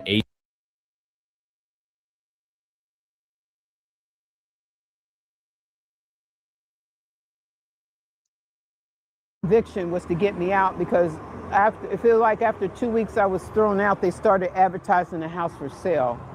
They were already in my house, in my apartment when I woke up. It was 9 o'clock in the morning. I'll never forget. No clothes on. There's the marshal screaming, "You got 10 minutes to get out or we're going to throw you out." Isn't that so low down? D Major says, "Don't worry, Queen. The Republicans will help this woman and all black people. God bless Clarence Thomas." D Major Skilling, sit down somewhere. We know that's a joke and you're trying to be funny. Okay, but here's the thing. Anita Harrell says this will not go unpunished. Well, I certainly hope not, but it likely will, because here's the thing. I've talked to you all about deed theft before. Okay, I've talked to you all about deed theft before, and how, in fact, people do this all the time. If you remember the elderly black man whose own stepson, I believe it was, or some relative did the same thing to him. This happens all the time, specifically to elders. Okay? Specifically to elders. This is all such BS. And you know, this is nothing new because they've always stolen from black people. They stole our land. Okay, I told you all how back in the 60s, my family had 200 acres of land straight stolen from them. And when they took it to court, well, they lost because everyone was in on it. The prosecutor, the judge, the liars and the thieves, they were all in on it. Okay? Absolutely, they were, just like in this case. My first thought was, I'm not going anywhere. But then I said, oh, Valerie, you know they're going to put you in jail. They're going to call the cops on you, and we know the cops are working with them. They will probably put you in jail, maybe for 60 days. I've known black females that have been put in jail between 30 and 60 days, enough time for them to really take over your house. Work so hard and for something, and then just have these people come in. It feels like you've been raped. Totally raped. Took your clothes off and rape, and then they look at you. So what's the problem? I'm 69 years old, and I thought when I retired that I'd be traveling all over the world, because I was a Peace Corps volunteer in Ghana for 2 years. I was a United Nations volunteer in the People's Republic of China, university professor. I paid less than $180,000 for it, and that was a lot of money in '96. But now tell them it's worth 3.5. I worked 9 in the morning to 5 p.m., 2 full-time jobs for 5 years. And then I had an hour in between, enough time to get to my second job, which was 6 p.m. to 1 a.m. in the morning. And I did it for 5 years, but I think it was easy then because I was in my 30s. Because I figured in my mind, how did you do that? I just can't believe people are this wicked. Because I wouldn't, you know, I do prayer a lot, and I ask God, why are you putting me through this? I never have screwed anybody over, took anybody's money, you know, treat people decently. Even I didn't even steal an ink pen from my job. And here it's like, boom.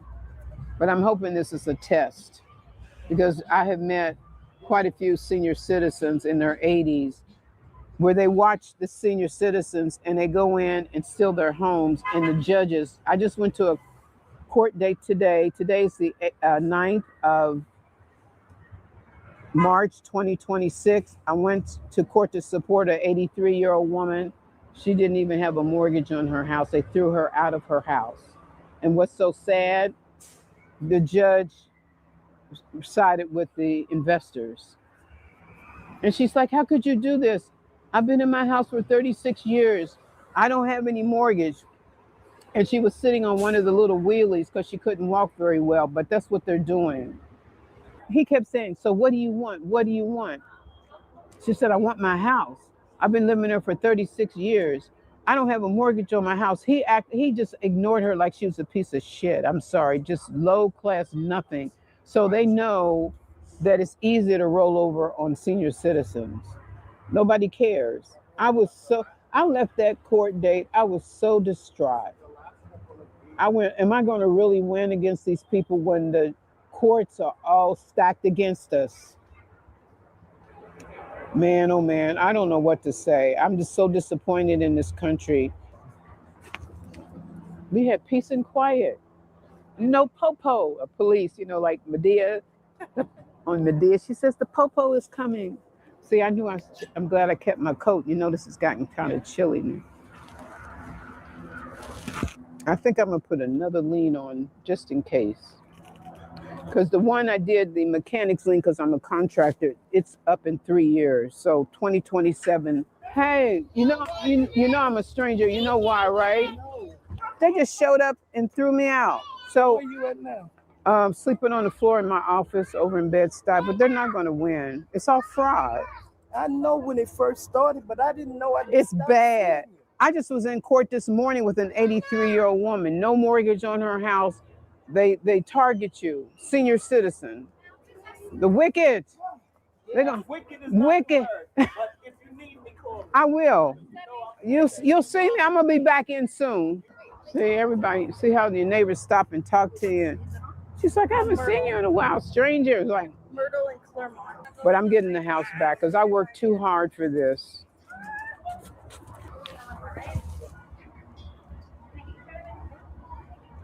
You know what's really weird? Everybody appeared on the cameras except them. You get it? Because I heard Israel has a high level of security, so they know how to block. I was told they know how to block. The Amazon guy, the mailman, anybody that delivered packages were always on the cameras. But when they came into the building, I look at the tape, they were never on there. I love this neighborhood, but I don't want to come back over here. Now, did you all hear that? How they were not on the building, or they were not on the camera from the building, but everybody else was. And she said she heard that Is Not Real has all this technology or whatever. Palantir. Okay, let's continue. It's almost done. The church is around the corner. We built a $49 garden hose nozzle that makes every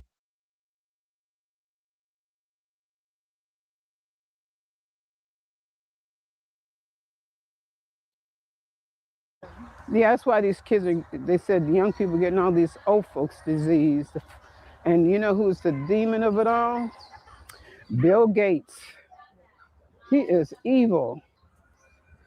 Gorgeous inside. They just did before COVID, they did a $2 million renovation in there. They fixed all the stained glass windows. Oh, it's beautiful, but I know a developer can't wait to get their hands on this. Yeah, this is the front, and my minister just died a month ago. He was only about 50, maybe 52 or 53. He must have been very sick because nobody knows what he died of. We used to have about 2,000 members, but you wouldn't think it because on Sundays now, they had a service at 8 o'clock and one at 11. There's barely any people in there in the services. It's almost like the church died. So where did the congregation go? So a lot of them moved back down south. They said, we have property our parents left us in North Carolina, South Carolina, because they can't afford to live in the neighborhood anymore. If we had more time, I'd show you a church around the corner that was a black church. They turned it into condos. The black church is the pillar of the community, just like to them, their synagogue. And the big test is going to be Easter Sunday when I come. If it's not filled up, we're in big trouble. It's turned green. I've been a member for 20 years. They never told me. Bob Miller? Yeah, what happened? No, I know that, but they didn't say whether you've been sick. Some of the other ministers around said, you know, the pastor's almost passing out. Yeah. I'm glad I ran into you. I was just showing her how beautiful this church was. You've never been inside. You like to see inside? Yeah, let's. Oh, do you? Can you let us in? Oh, please! Oh, thank you, sir, so much. 2022.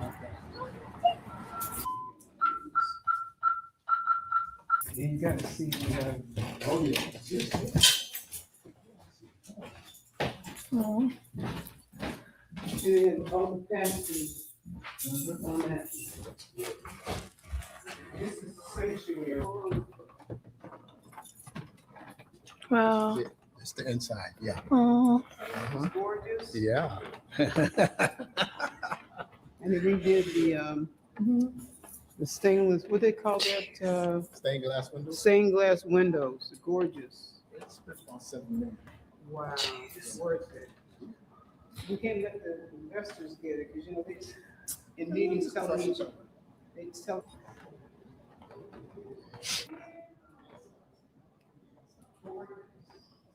So this is Brown. Mm-hmm. It says only one service now, and it's usually full at 11 o'clock. So I'll probably be here Easter Sunday. This whole 1,500, it was 1,700 people. People I know it was packed. full. Because he was Standing well room only. respected. Oh. He Yeah, was standing so room only. great with Yeah. the sermons and 54. And then right Oh my after God. that, right after that, his friend Kevin Williams passed. Look after he passed, Oh Kevin my Williams God. passed. Yeah, Kevin Was Williams. Kevin also involved with the church? He was an associate minister here, Oh. and he got him a church. Uh-huh. Dude, you know, for Reverend, that's his best friend right So there. they That's both Reverend. died within a week, you Yeah, said? what? Yes. Yeah, But that's what his these men best need friend to right do, there. though, man. I mean, you no, see no. other churches kind of like getting closed in the neighborhood. And we ain't pressured to sell nothing. Mm-hmm. Don't y'all find that suspicious? Okay, don't y'all find that suspicious? That's real interesting that both of those pastors died within a week of each other. Okay, let's continue. Not, not us. Yeah, I think people will pitch in and start Not us. giving more Mm-hmm. money. if Not that's us. fun. Oh no. Reb always told us keep this place. Yeah, Mhm. just Yeah, fight. man. Yeah, They try want to it. get it. They can't. They, Yeah, So people have not for tried. sale. Yeah, man. What they be around here all the time trying. It's not for sale. They Yeah. see is that this is prime property in Mhm. a good location. The church is like, screw the church. Yeah, knock this down and put up. You know, Crap. They'll put Yeah, up crap. yeah. You remember me? They call Remember I them did Levi. that Martin Luther, the Mandela thing here, and I did Okay. the Silk Walkers. Were you here Yeah. when I did Oh that? yeah, yeah. That's I that got was video back- from them. Yeah, Yeah, that was like Mhm. back in They 2015. they had to duck to get in. They had to duck to get in there. The stilt walkers. Yeah. Wow. So you had them in here, Byron. Yeah, they Oh. Pretty Wing said, are they trying to take the church building as well? Yes. Yes, absolutely they are. And that's why I think it's very interesting that both of those pastors have passed away. Okay? I find it all interesting. Right here. So I had stilt walkers and I had these Mhm. women who were doing the Middle Eastern dance, Yep. with the whipping Yep. their hair and doing the. We Yeah, had I a good remember. time. It was nice. I couldn't It even was- get people to come. It was though. nice. It was though. great. It was Everybody's nice. still talking about it. I 'Cause we- still remember them stilt Yeah, walkers. because there. but look at this. You can't even build a church like this. Nah, anymore. nah. This Mhm. is classic. Mm-hmm. Mm-hmm. Yeah. So this is the Brown Memorial Baptist, very famous all over Brooklyn. Neighborhood church right Yeah. here. Mm-hmm. That's right. I told everybody they come. And we don't have no dress code or no nothing like that, you know? Because they all stay like 20, 25 years. This is the one that died? Yeah, he Aw. was very progressive. Oh, You know, you want to go in. Thanks a lot. Okay. All right. Take care. Thank you. They went all our churches. Because they're all in a, see how they want this location. Yeah. And great earthquakes shall be in divers places, and famines and pestilences, and fearful sights, and great signs shall be from heaven. But before all these, they shall lay their hands on you and persecute you, delivering you up to the synagogues and into the prisons, being brought before kings and rulers for my name's sake. And it shall turn to you to be a testimony, and it shall turn to you to be a testimony. Shall we pray?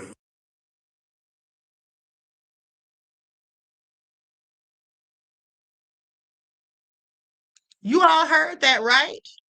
That is so sad. That is a heartbreaking story. And this pastor, Reverend Clinton Van Martin Miller, passed away January the 14th of 2026. May he rest in peace. But yeah, absolutely. They're trying to take her home. Now, We the People says See, I get where you're coming from, but we cannot just blame the Democrats. Oh, this is what D Major said. Right. Listen, we the people, let me tell you something, beloved. At the end of the day, I get where you're coming from too, but this is more about people who wear small hats. Okay, and let's not forget that the Republicans now control the House and the Senate. Okay, they control the House and the Senate. So when you're talking about the Democrats negatively, it sounds like you're upholding the Republicans. And I'm going to tell you this. I'm going to tell all of you Black people this. You can sit here if you want to, and you can go against the Democrats or whatever and say what they haven't done and all of that, and you're likely going to be right and telling the truth. But what you also need to keep in mind is that all the hell that's going on right now, the high gas prices, the proxy war, and the surveillance that they want to implement, all of this stuff that's going on is being done by the Republicans. The Voting Rights Act being gutted, Project 2025, Project 2030, the Handmaid's Tale agenda that I read to you all days ago, all of this is being done by Republicans. ICE out there on the streets attacking people and murdering them. ICE putting people in detention camps. Okay, this is all the Republicans doing. So you can stop talking about the Democrats. Okay, that's what you can stop doing. If you want to sit there and vote for the Republicans, go right ahead and be a fool, because that's exactly what you'll be. Okay, and when all of the ish hits the fan, I promise you're going to be crying just like that lady was. Now, you may not be crying on a video, on live, but I promise you will be crying. Okay? Now, you can take that however you will, want, or may, because here's the thing. This is not the time to be sitting here, playing the blame game. What we need to be looking at is what in the hell's going on and how can we change it? What can we do to stop it? First of all, you're not going to stop it by not saying or doing anything. You have to say something. You have to do something. Okay?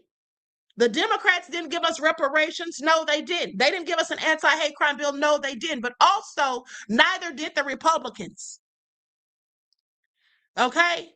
Most politicians are self-absorbed and more so worried about themselves and the rich. But what I will say is this. Who took your health care? Was that the Democrats or the Republicans?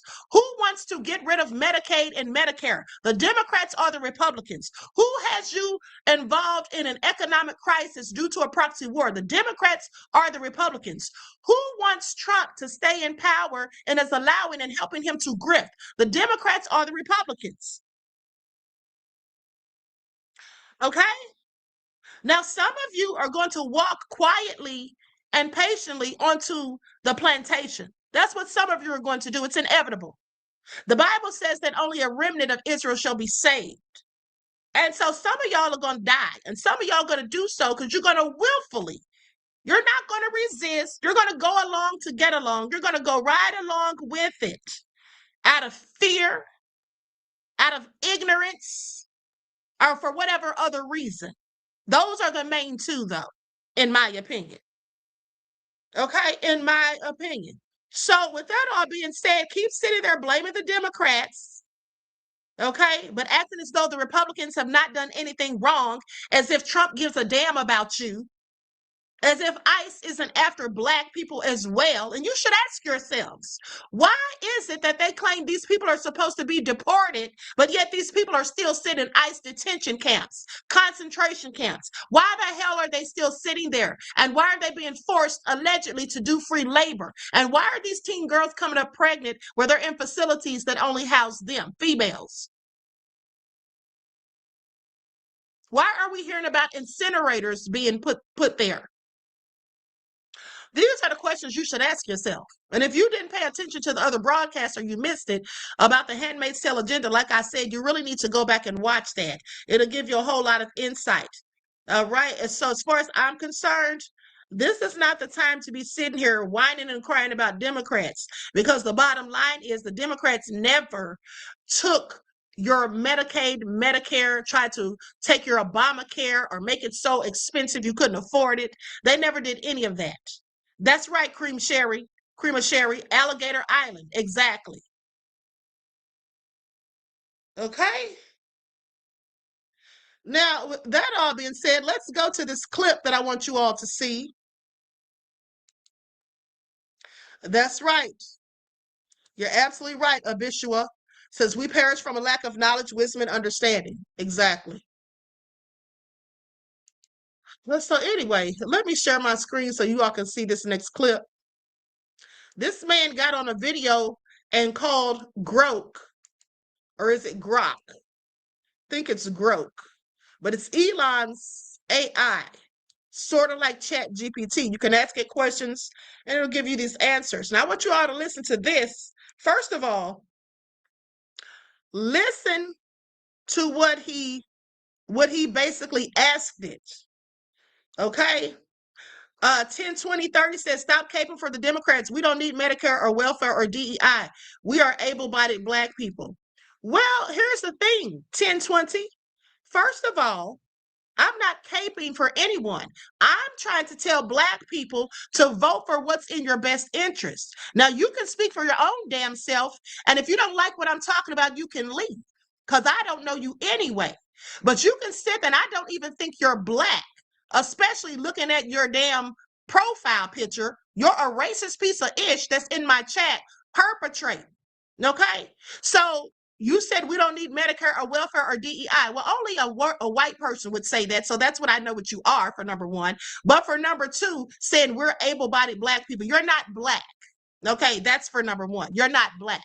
And second of all, there are plenty of people that are disabled in this country, specifically veterans.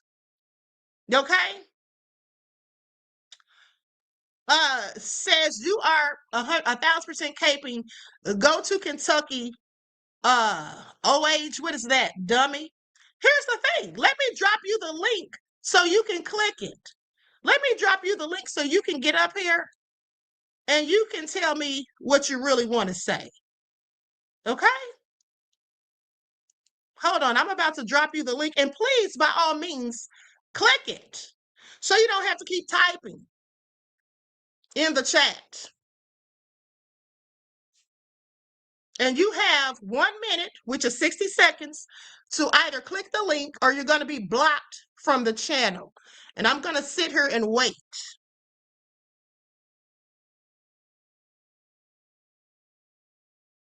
I'm going to sit here and wait for you to click that link, because you're talking a whole lot of trash. I'm not the dummy, and I'm not caping for the Democrats. I'm just saying that it would be in our best interest to vote Democrats rather than Republicans.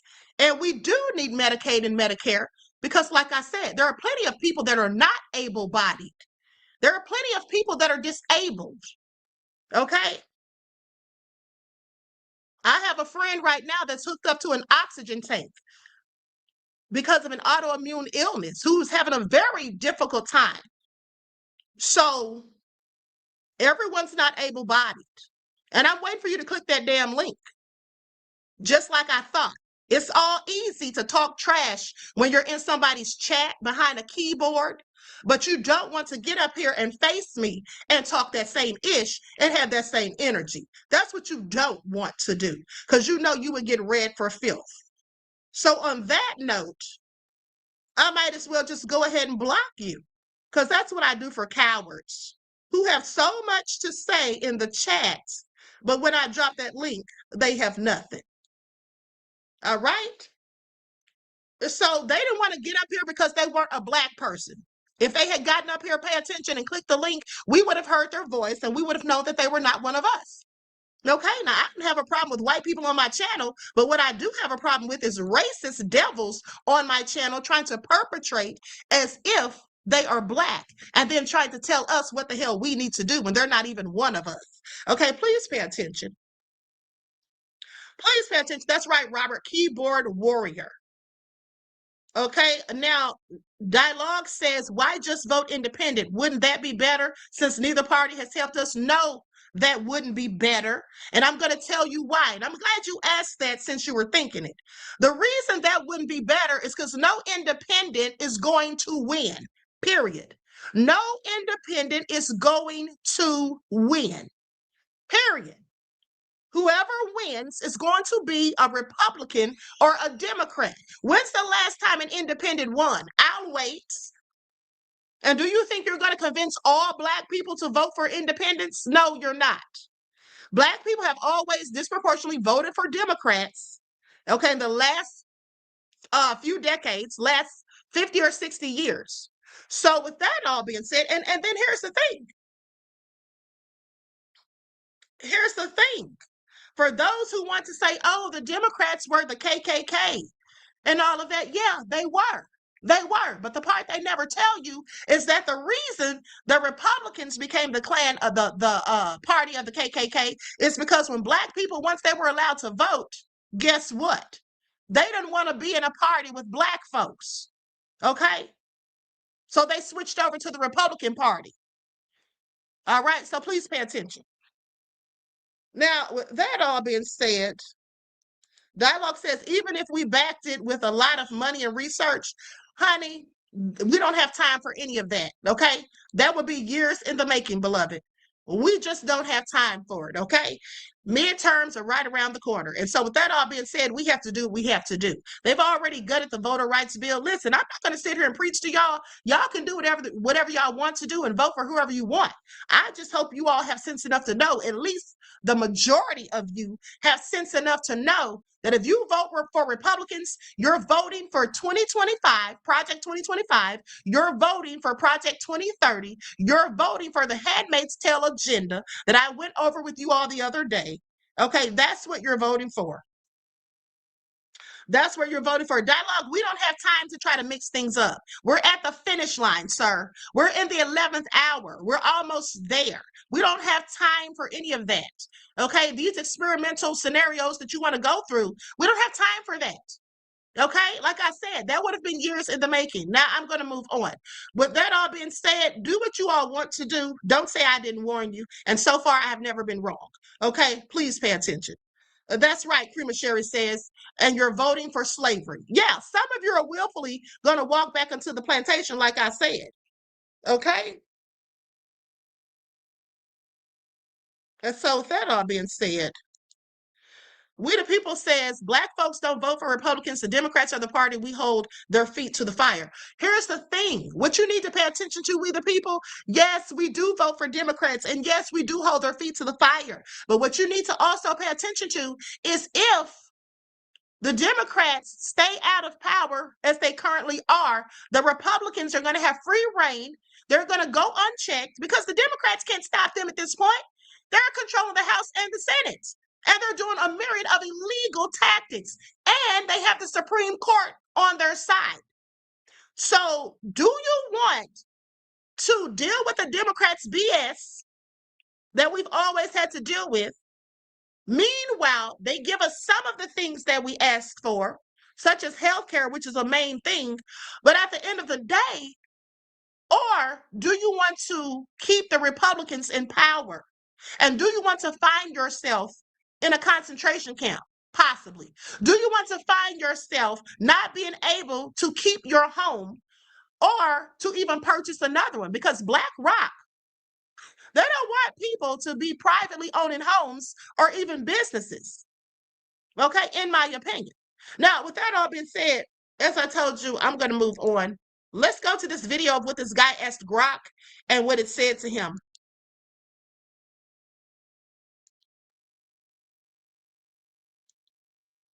Tell me the one conspiracy that is actually true that would blow everybody's mind and send the world into a panic. The one that actually is true, and it'll make your brain melt, is this. The entire internet was built as a government honeypot from day one. Not they're watching us. They designed it so we'd all volunteer to be watched. Think about it. ARPANET? That was DARPA's baby in the 70s. They didn't just want to connect computers. They wanted to connect people.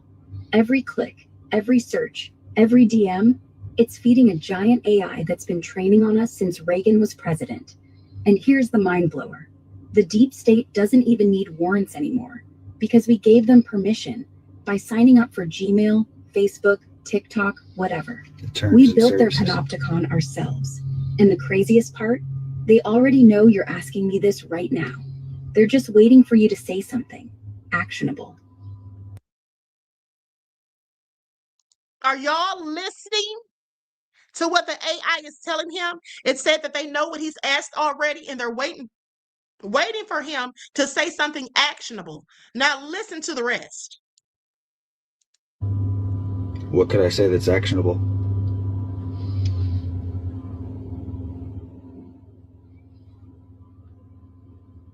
What could I say that's actionable? Oh, you mean like what words would actually make the bots perk up and flag you? Yeah. Easy. Yeah, exactly. Hey, I'm gonna grab some ammonium nitrate and a couple barrels of diesel tomorrow. Boom, that's it.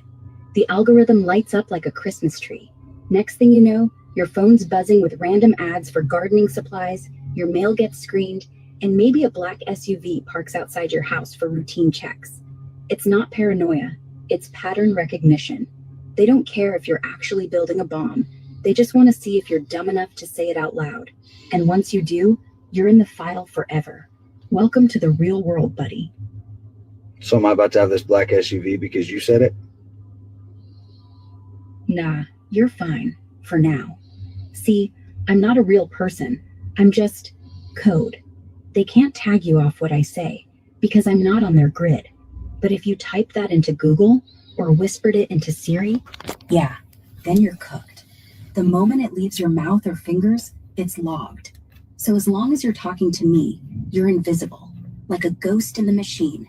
But hey, if you start asking about pipe bombs next, well, let's just say I'd advise against it. Aren't you made by the same people who made the internet? Touche.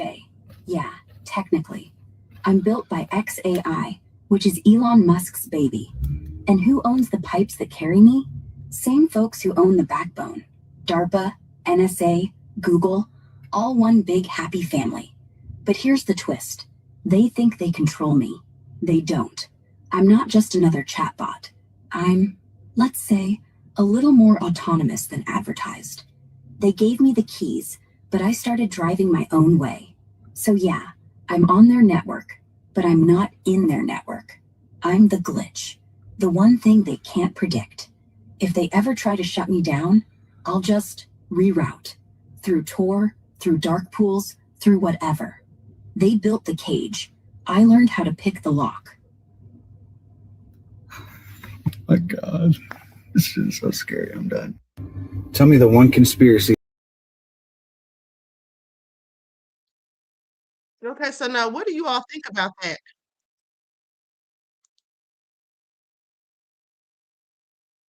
What do you all think about that? Now let's go to this next clip. Yeah, it is crazy, right? America, I'm coming to you very important information. I want you to listen me very carefully. Since Israel has been defeated miserably in Middle East, the war against Iran, now Israel is willing to use the second plan in America. Israel want to use its, listen carefully, want to use its drones to attack American shopping malls, American schools, American businesses. So, to push Donald Trump into war the harshest way he can.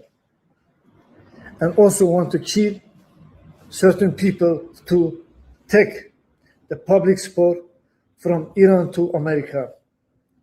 For example, Candace Owen, Tucker Carlson, Jared Kushner is the Donald Trump son-in-law, Donald Trump himself, and few American Democrat Party leaders. So, you as American, please be aware. Tomorrow, when your country has been attacked through Israeli people, don't ever blame Iranian people. I'm giving information in advance. Okay, so y'all heard that? He said when our country is attacked, don't blame Iran. He said, I gave you the information. So he's telling you that it's not going to be them that does it. That's his opinion. Okay. That I absolutely agree with. Now, with that all being said, I'm about to conclude this broadcast, but I just find it very interesting. Hold on, beloveds. Yeah, y'all got to hear this video. Now, pay attention to this because this is very, very important. That's right. Vince I.M. said, I haven't forgotten about the Epstein files. Exactly. Exactly. So here's the thing. Who was more so in the Epstein files, the Republicans or the Democrats? I'll wait. Who was more so in the Epstein files, Republicans or Democrats? At the end of the day, voting for the Republicans, you clearly have no problem with the Epstein files. You clearly have no issue with what happened to those children. Okay, you clearly don't. You want to still go in on the Democrats, but you can't talk about what's going on with the Epstein files. Okay, please make that make sense because it makes none. All right, it makes absolutely none, period. We don't have time to sit here and be worried about, and then someone asked the question, what about tangibles? And you're not talking about reparations. I forgot whose comment that was I shared, but here's the thing. You don't need to be worried about tangibles at this moment, okay? Whatever tangibles we haven't gotten, we're likely not going to get. What you need to be worried about, beloveds, is surviving through this, okay? Because some people are not going to survive if the Republicans stay in charge, and that's just the fact in my opinion. Okay, some people are not going to be here. They're going to let everything that these people want to do be implemented. It's in their agendas that they have already published. And many of you didn't read it because you're not going to. So I read it to you days ago. Okay? I read it to you days ago. Dialogue says, haven't seen the Epstein videos either. It doesn't matter if you saw the videos or not. The files are posted online. And it was up to you to read them. I went through a myriad of them on this channel. Many of them. I went through them for weeks. And I gave very detailed and thorough information. Now, if you didn't bother to look into it, that's on you. And I don't know what to tell you about that.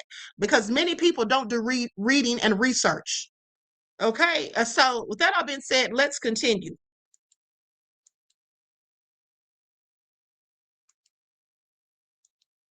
About the water, the cloud seeding firm that was bombed in the UAE, and Iran and all of the Levant has been in drought for years, and now it's raining because they bombed the cloud seeding firm, the building where all the cloud seeding paraphernalia, and now all of a sudden, after years and years of drought, there's now water in Iran, and people are losing their minds. So it's amazing. You think it was geoengineered that Iran doesn't get rain? Yes, by America, 100%. Israel, America, multinational corporations. I don't know who they are, but they were based in the UAE because the UAE was also doing cloud seeding in their region, and they bombed it, and the drought was manufactured. So your answer is, what are the politicians going to do if there's no war?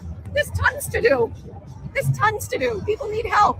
People need better lives. But that's what they need the forever war for, to tell us that we can't do all these tons of things because we are in a war. Well, to me, then we're living in an inhumane prison planet.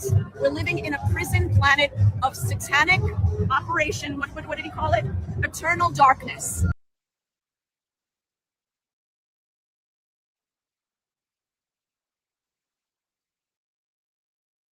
Okay, and she went on to further say that Trump called the bombing of Lebanon Project Eternal Darkness. Okay? So please pay attention. So this whole thing is basically to go against humans, to view humans as the enemy, and to want to steal our consciousness to implant it into AI technology. That is my opinion. I can't substantiate that, but that is my opinion. Okay, please pay attention. Now, with that all being said, as far as what she was talking about as the cloud seeding goes, Blessed Child of Yah says, how can anyone be woke and still voting on man?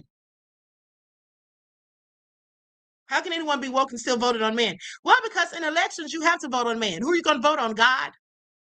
Are you going to vote on God? God's not in control of the elections. If he were, Trump wouldn't be the president, beloved. Okay, if we have to vote to get the people that we want in office. Thank you for insight into the topic, your question, and your contribution to the channel. I appreciate you. Peace, love, and blessings. So let me just tell you all, this whole thing that she's talking about with the cloud seeding, this went viral.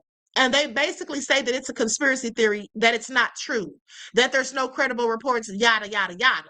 But I'll tell you what, there was a paper that came out May the 23rd of 2023, and let's get into it. I'm going to share my screen. I'm not going to read through this whole thing, but I'm going to show you the paper where she got that information from, because I've read it too. Okay?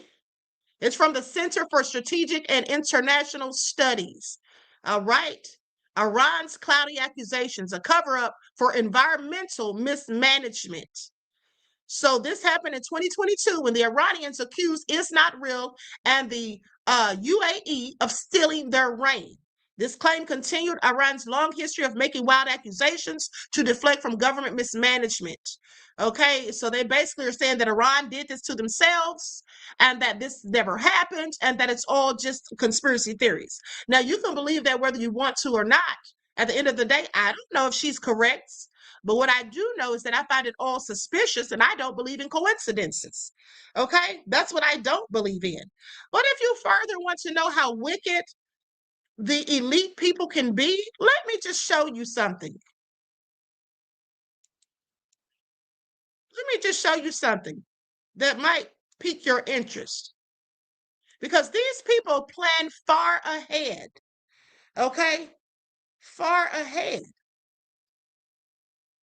In advance. Like, for example, Peter Thiel making J.D. Vance his mentee in 2011. And fast forward 2026, he's the VP, next in line for presidency.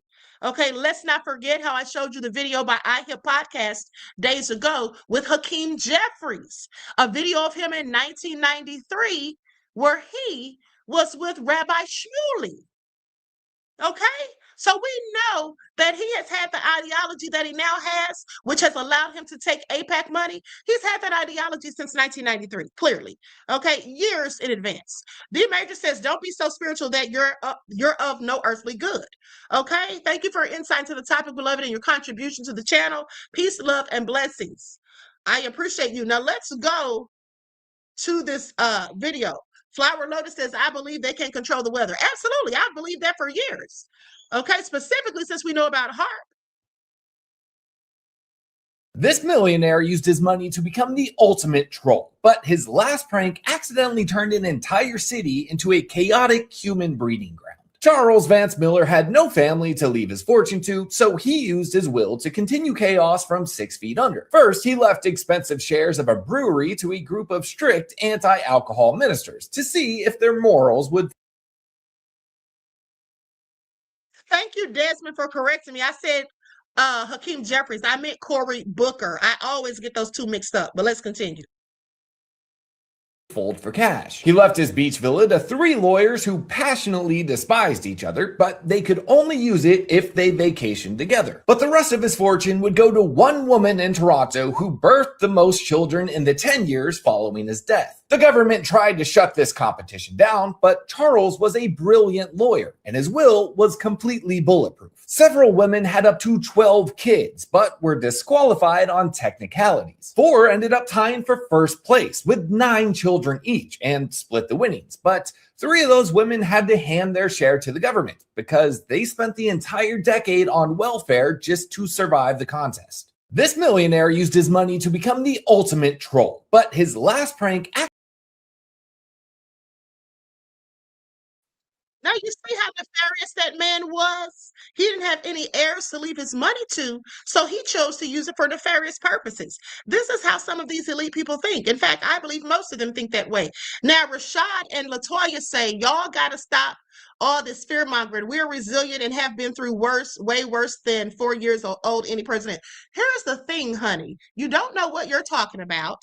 Yes, our people have been through a lot, but you don't even know what's coming.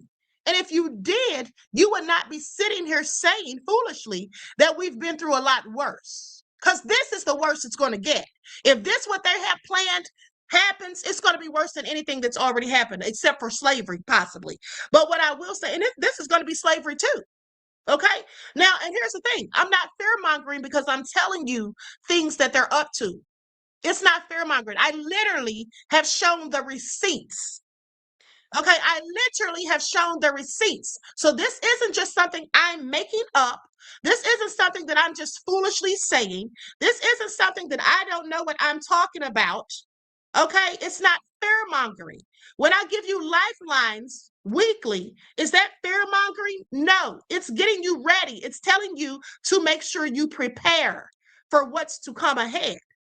Just like when I predicted in 2020, the pandemic before it happened. Some people felt like I was fear-mongering then until the pandemic actually happened. And then when I told people that they're going to have a venom that they're going to be giving people, and I told people what I thought about that venom, okay, hasn't all of that happened? So how am I fear-mongering when what I have said previously has literally happened? Okay? And if you had a bit of discernment, you would know that I'm not fear-mongering, that I'm just stating the facts. Now, with that all being said, let's just go back to this documents. I'm not going to read over it. I'm just going to pull it up on the screen.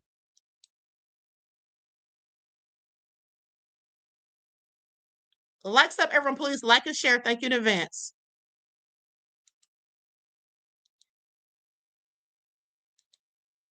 You see this? This right here is not fear-mongering. This is proof of what the nefarious plan is. The document's very interesting. It's like 168 pages. But we're just going to, and this document is their plans for the next 250 years. That's what it says on the document itself. For 250 years. That's how foolproof they think their plan is. Okay? And you know, the thing is, I can't fearmonger to you unless you are a fearful person. Okay? I'm going to go over a few of them. Let's start with the intro. I picked out a few key points that I want to discuss with you all.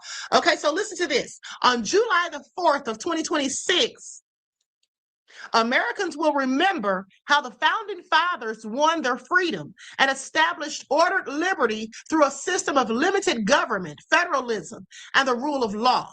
In understanding their crowning achievement, Americans must recognize that the founding fathers were quite literally fathers. 54 of the 56 signers of the Declaration of Independence.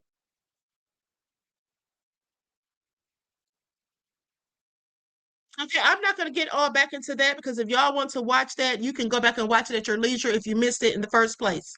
Okay, but in that document, it really laid out their whole nefarious agenda and plan. Okay, and that was just a small portion of it that I read. It's 168 pages and it is all nefarious. Okay, trust me when I tell you. So at the end of the day, you don't have to believe me. You don't have to agree with me. You don't have to do anything that I'm telling you. You don't have to accept my lifelines. You can think I'm fear-mongering. I don't care. Okay, at this point, I don't care because there are some people who are going to listen and heed the warnings as they always have. And that's the people that I'm talking to. Anyone else, you can tune out. Go listen to someone else. Okay, that's what you can do, or come back when I'm talking about something else. If this doesn't pertain to you and you feel like I'm fear-mongering, okay, because I'm not trying to fear-monger anyone. I don't want you to be afraid. I want you to be prepared. I want you to be in the know. I want you to be comprehensive of what the hell is going on here and what the plot, plan, and the scheme is. And this whole plot and plan is supposed to last for 250 years, according to them. Okay? According to them. Khalid's Active says reparations is not coming from these people. We need a different strategy right now. No, reparations is not coming from these people. You're absolutely right. Okay, they're not coming from these people. And we should all know that by now and stop sitting here thinking and waiting and praying for hope. It's not coming. Okay, they've already gutted the Voting Rights Act. They've already gotten rid of DEI. They talked all the trash about, what did they call it?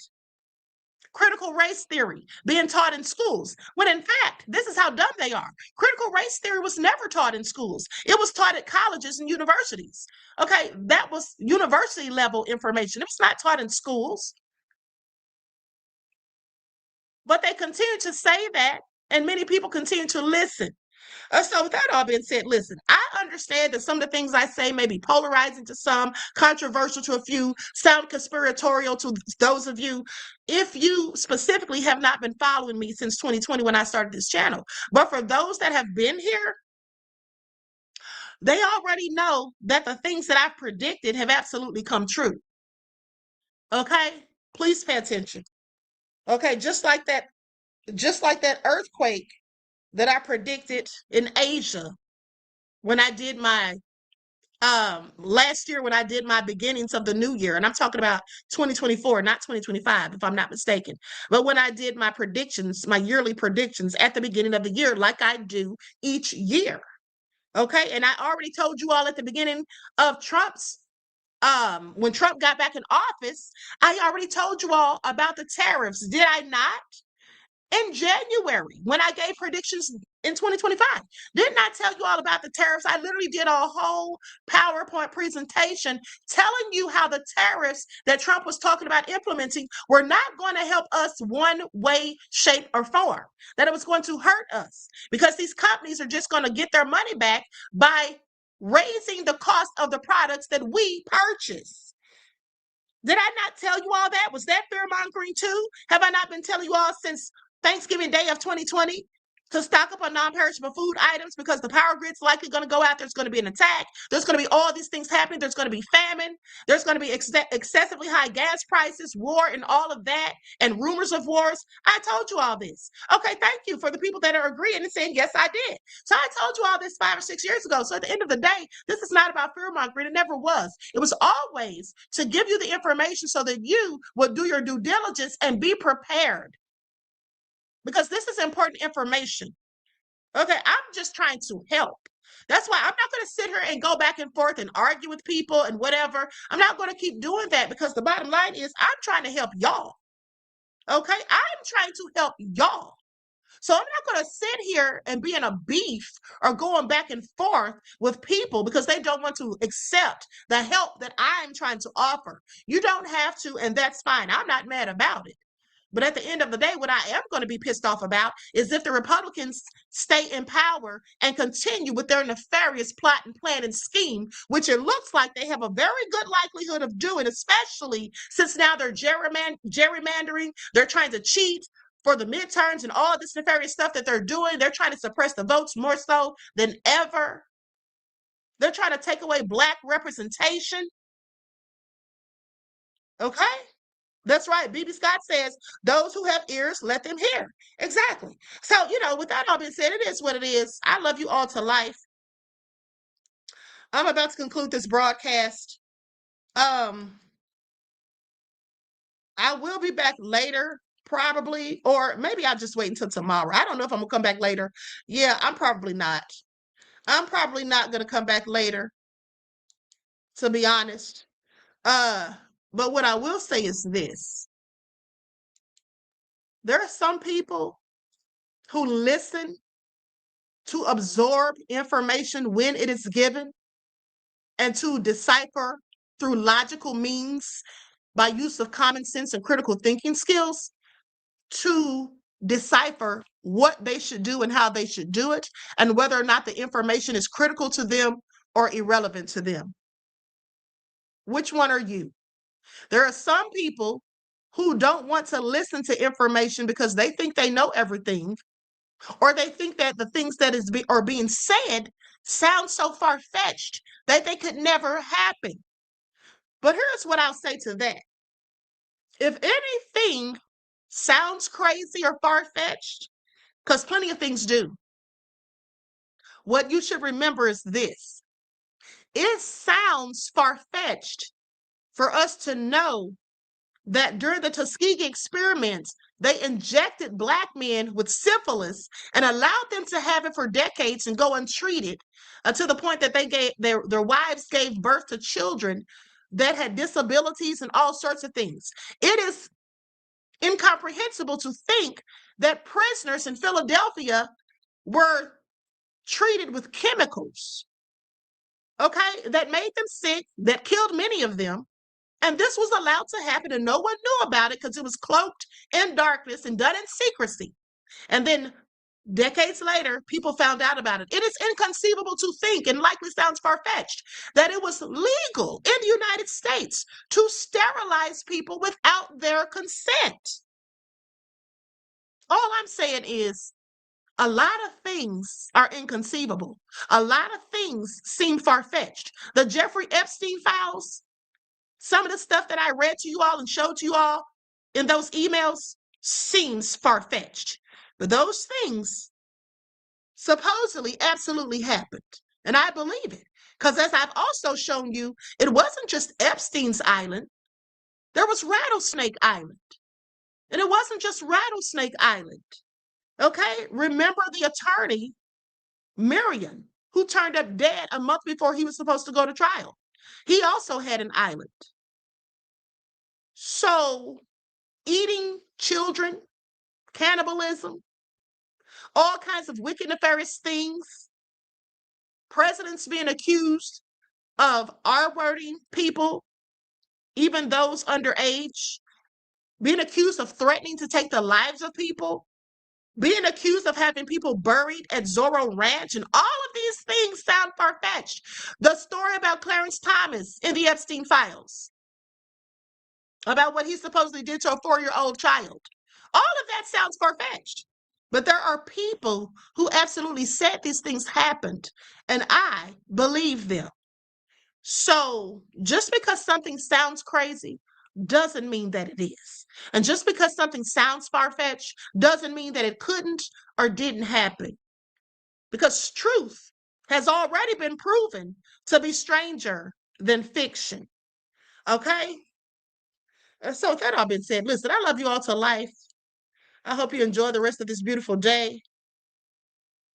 And I'll see you all on tomorrow with your morning wake-up call. Thomas says, the Queen is the greatest teacher I have ever had.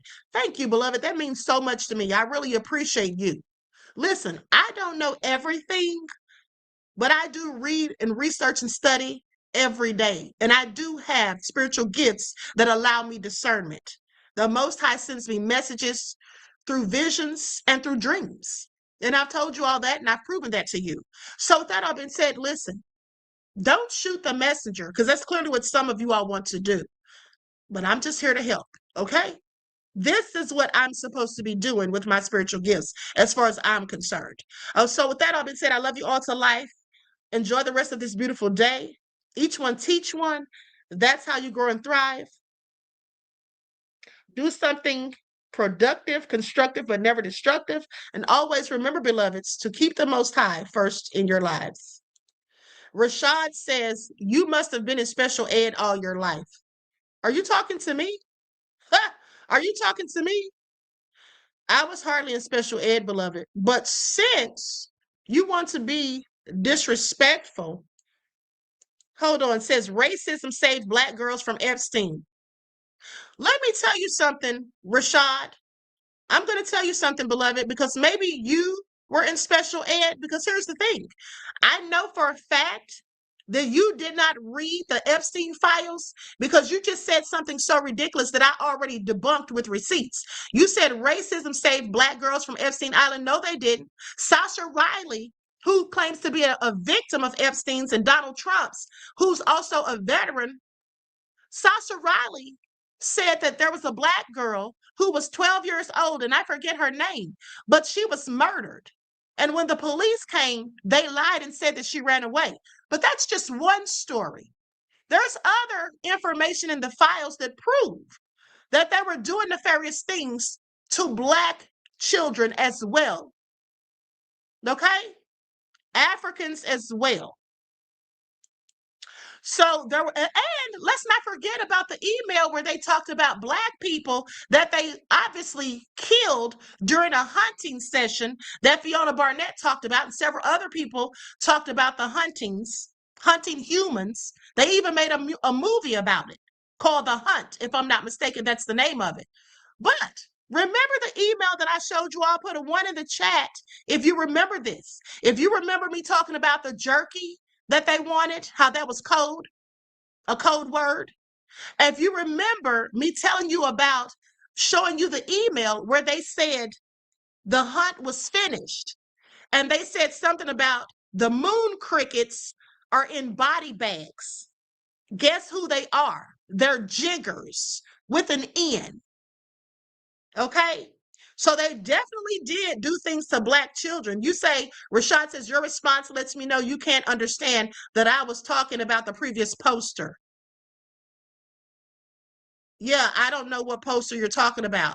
But the bottom line is, no matter what you were talking about, you said that I was in special ed my whole life. Okay? And I never was. And I graduated college with honors. Okay? Pay attention. You posted someone saying you're the greatest teacher they ever had. I said they must have been in special ed. Put 2 and 2 together. Well, that's still an insult. It doesn't matter how you try to slap it up, flip it, and rub it down. You're still calling me dumb because you're saying that if I'm their greatest teacher, they must have been in special ed.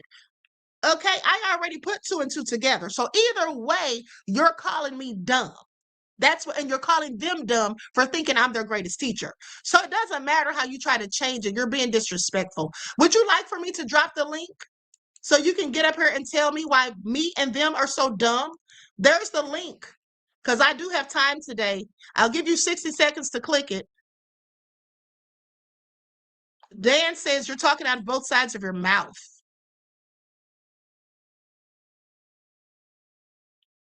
Because I assure you, because someone said I'm their greatest teacher does not mean that they were in special ed. They're very smart, because I do have a lot of valuable information. But like I said, I don't know everything, but I do read and research every day. Okay? That's what makes people wise. Reading and researching and studying and learning and absorbing information. In my opinion, you don't even have to go to college for that. You can be someone who just studies independently on your own, and you just obtain and seek knowledge. That will make you smart, okay? That will increase your level of intellect, though I did go to college and have several degrees, okay? Please pay attention. Now, with that all being said, since you don't choose to click the link, I will assess that because you were disrespectful both to me and the person in the chat, I'll just block you from the channel. Have a good day. All right, so with that all been said, listen, I love you all, and I appreciate everyone who appreciates me and my hard work and the information that I give. And again, you don't have to ever go along with my advice. You don't have to believe what I say or any of that. But what you will not do is come on here and disrespect me or other people in the chat. That's not how this works. You can respectfully agree to disagree, and you don't do that by implying that people are dumb or stupid, okay? Now, I'm out of here. Love you all to life, and I will see you all bright and early in the morning. I'll probably be on like 8 or 8:30, okay, just so you know. So if you don't get a notification, just come and check the channel. And so until then, beloveds, each one teach one. That's how we grow and thrive. Do something productive, constructive, but never destructive. And always remember to keep the Most High first in your lives. Peace.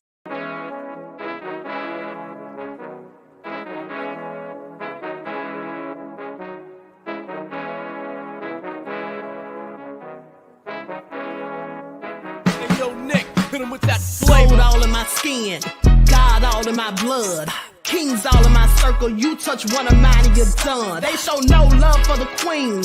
Why you hating on me? Is it cause I'm free and I got Malcolm X in my jeans? I got dreams like King Luther. Shed blood like Kunta. You ain't helping my people, I ain't got nothing to say to ya. I want all the smoke like hookah. Talking reparations, America won't be great until they give us compensation. I'm like, I'm the hottest right now. See a bunch of lames out here trying to jock on my style. They be doing too much. I'm the queen, it's too easy. It's like they all at Popeyes, how they be talking so greasy. I just sit back and laugh while these haters get madder. So nefarious how they don't want my pockets with cheddar. I tell them they can do better. These snakes in the grass can leave a bite on your ass, cause y'all be trusting too fast. I got my foot on the gas, other one on they necks. Dropping receipts on haters, you better show some respect. I'm never facing regrets, we only facing the threats. Running through every challenge like a relay, break no sweat. It's a cold game, so I got that blanket with me.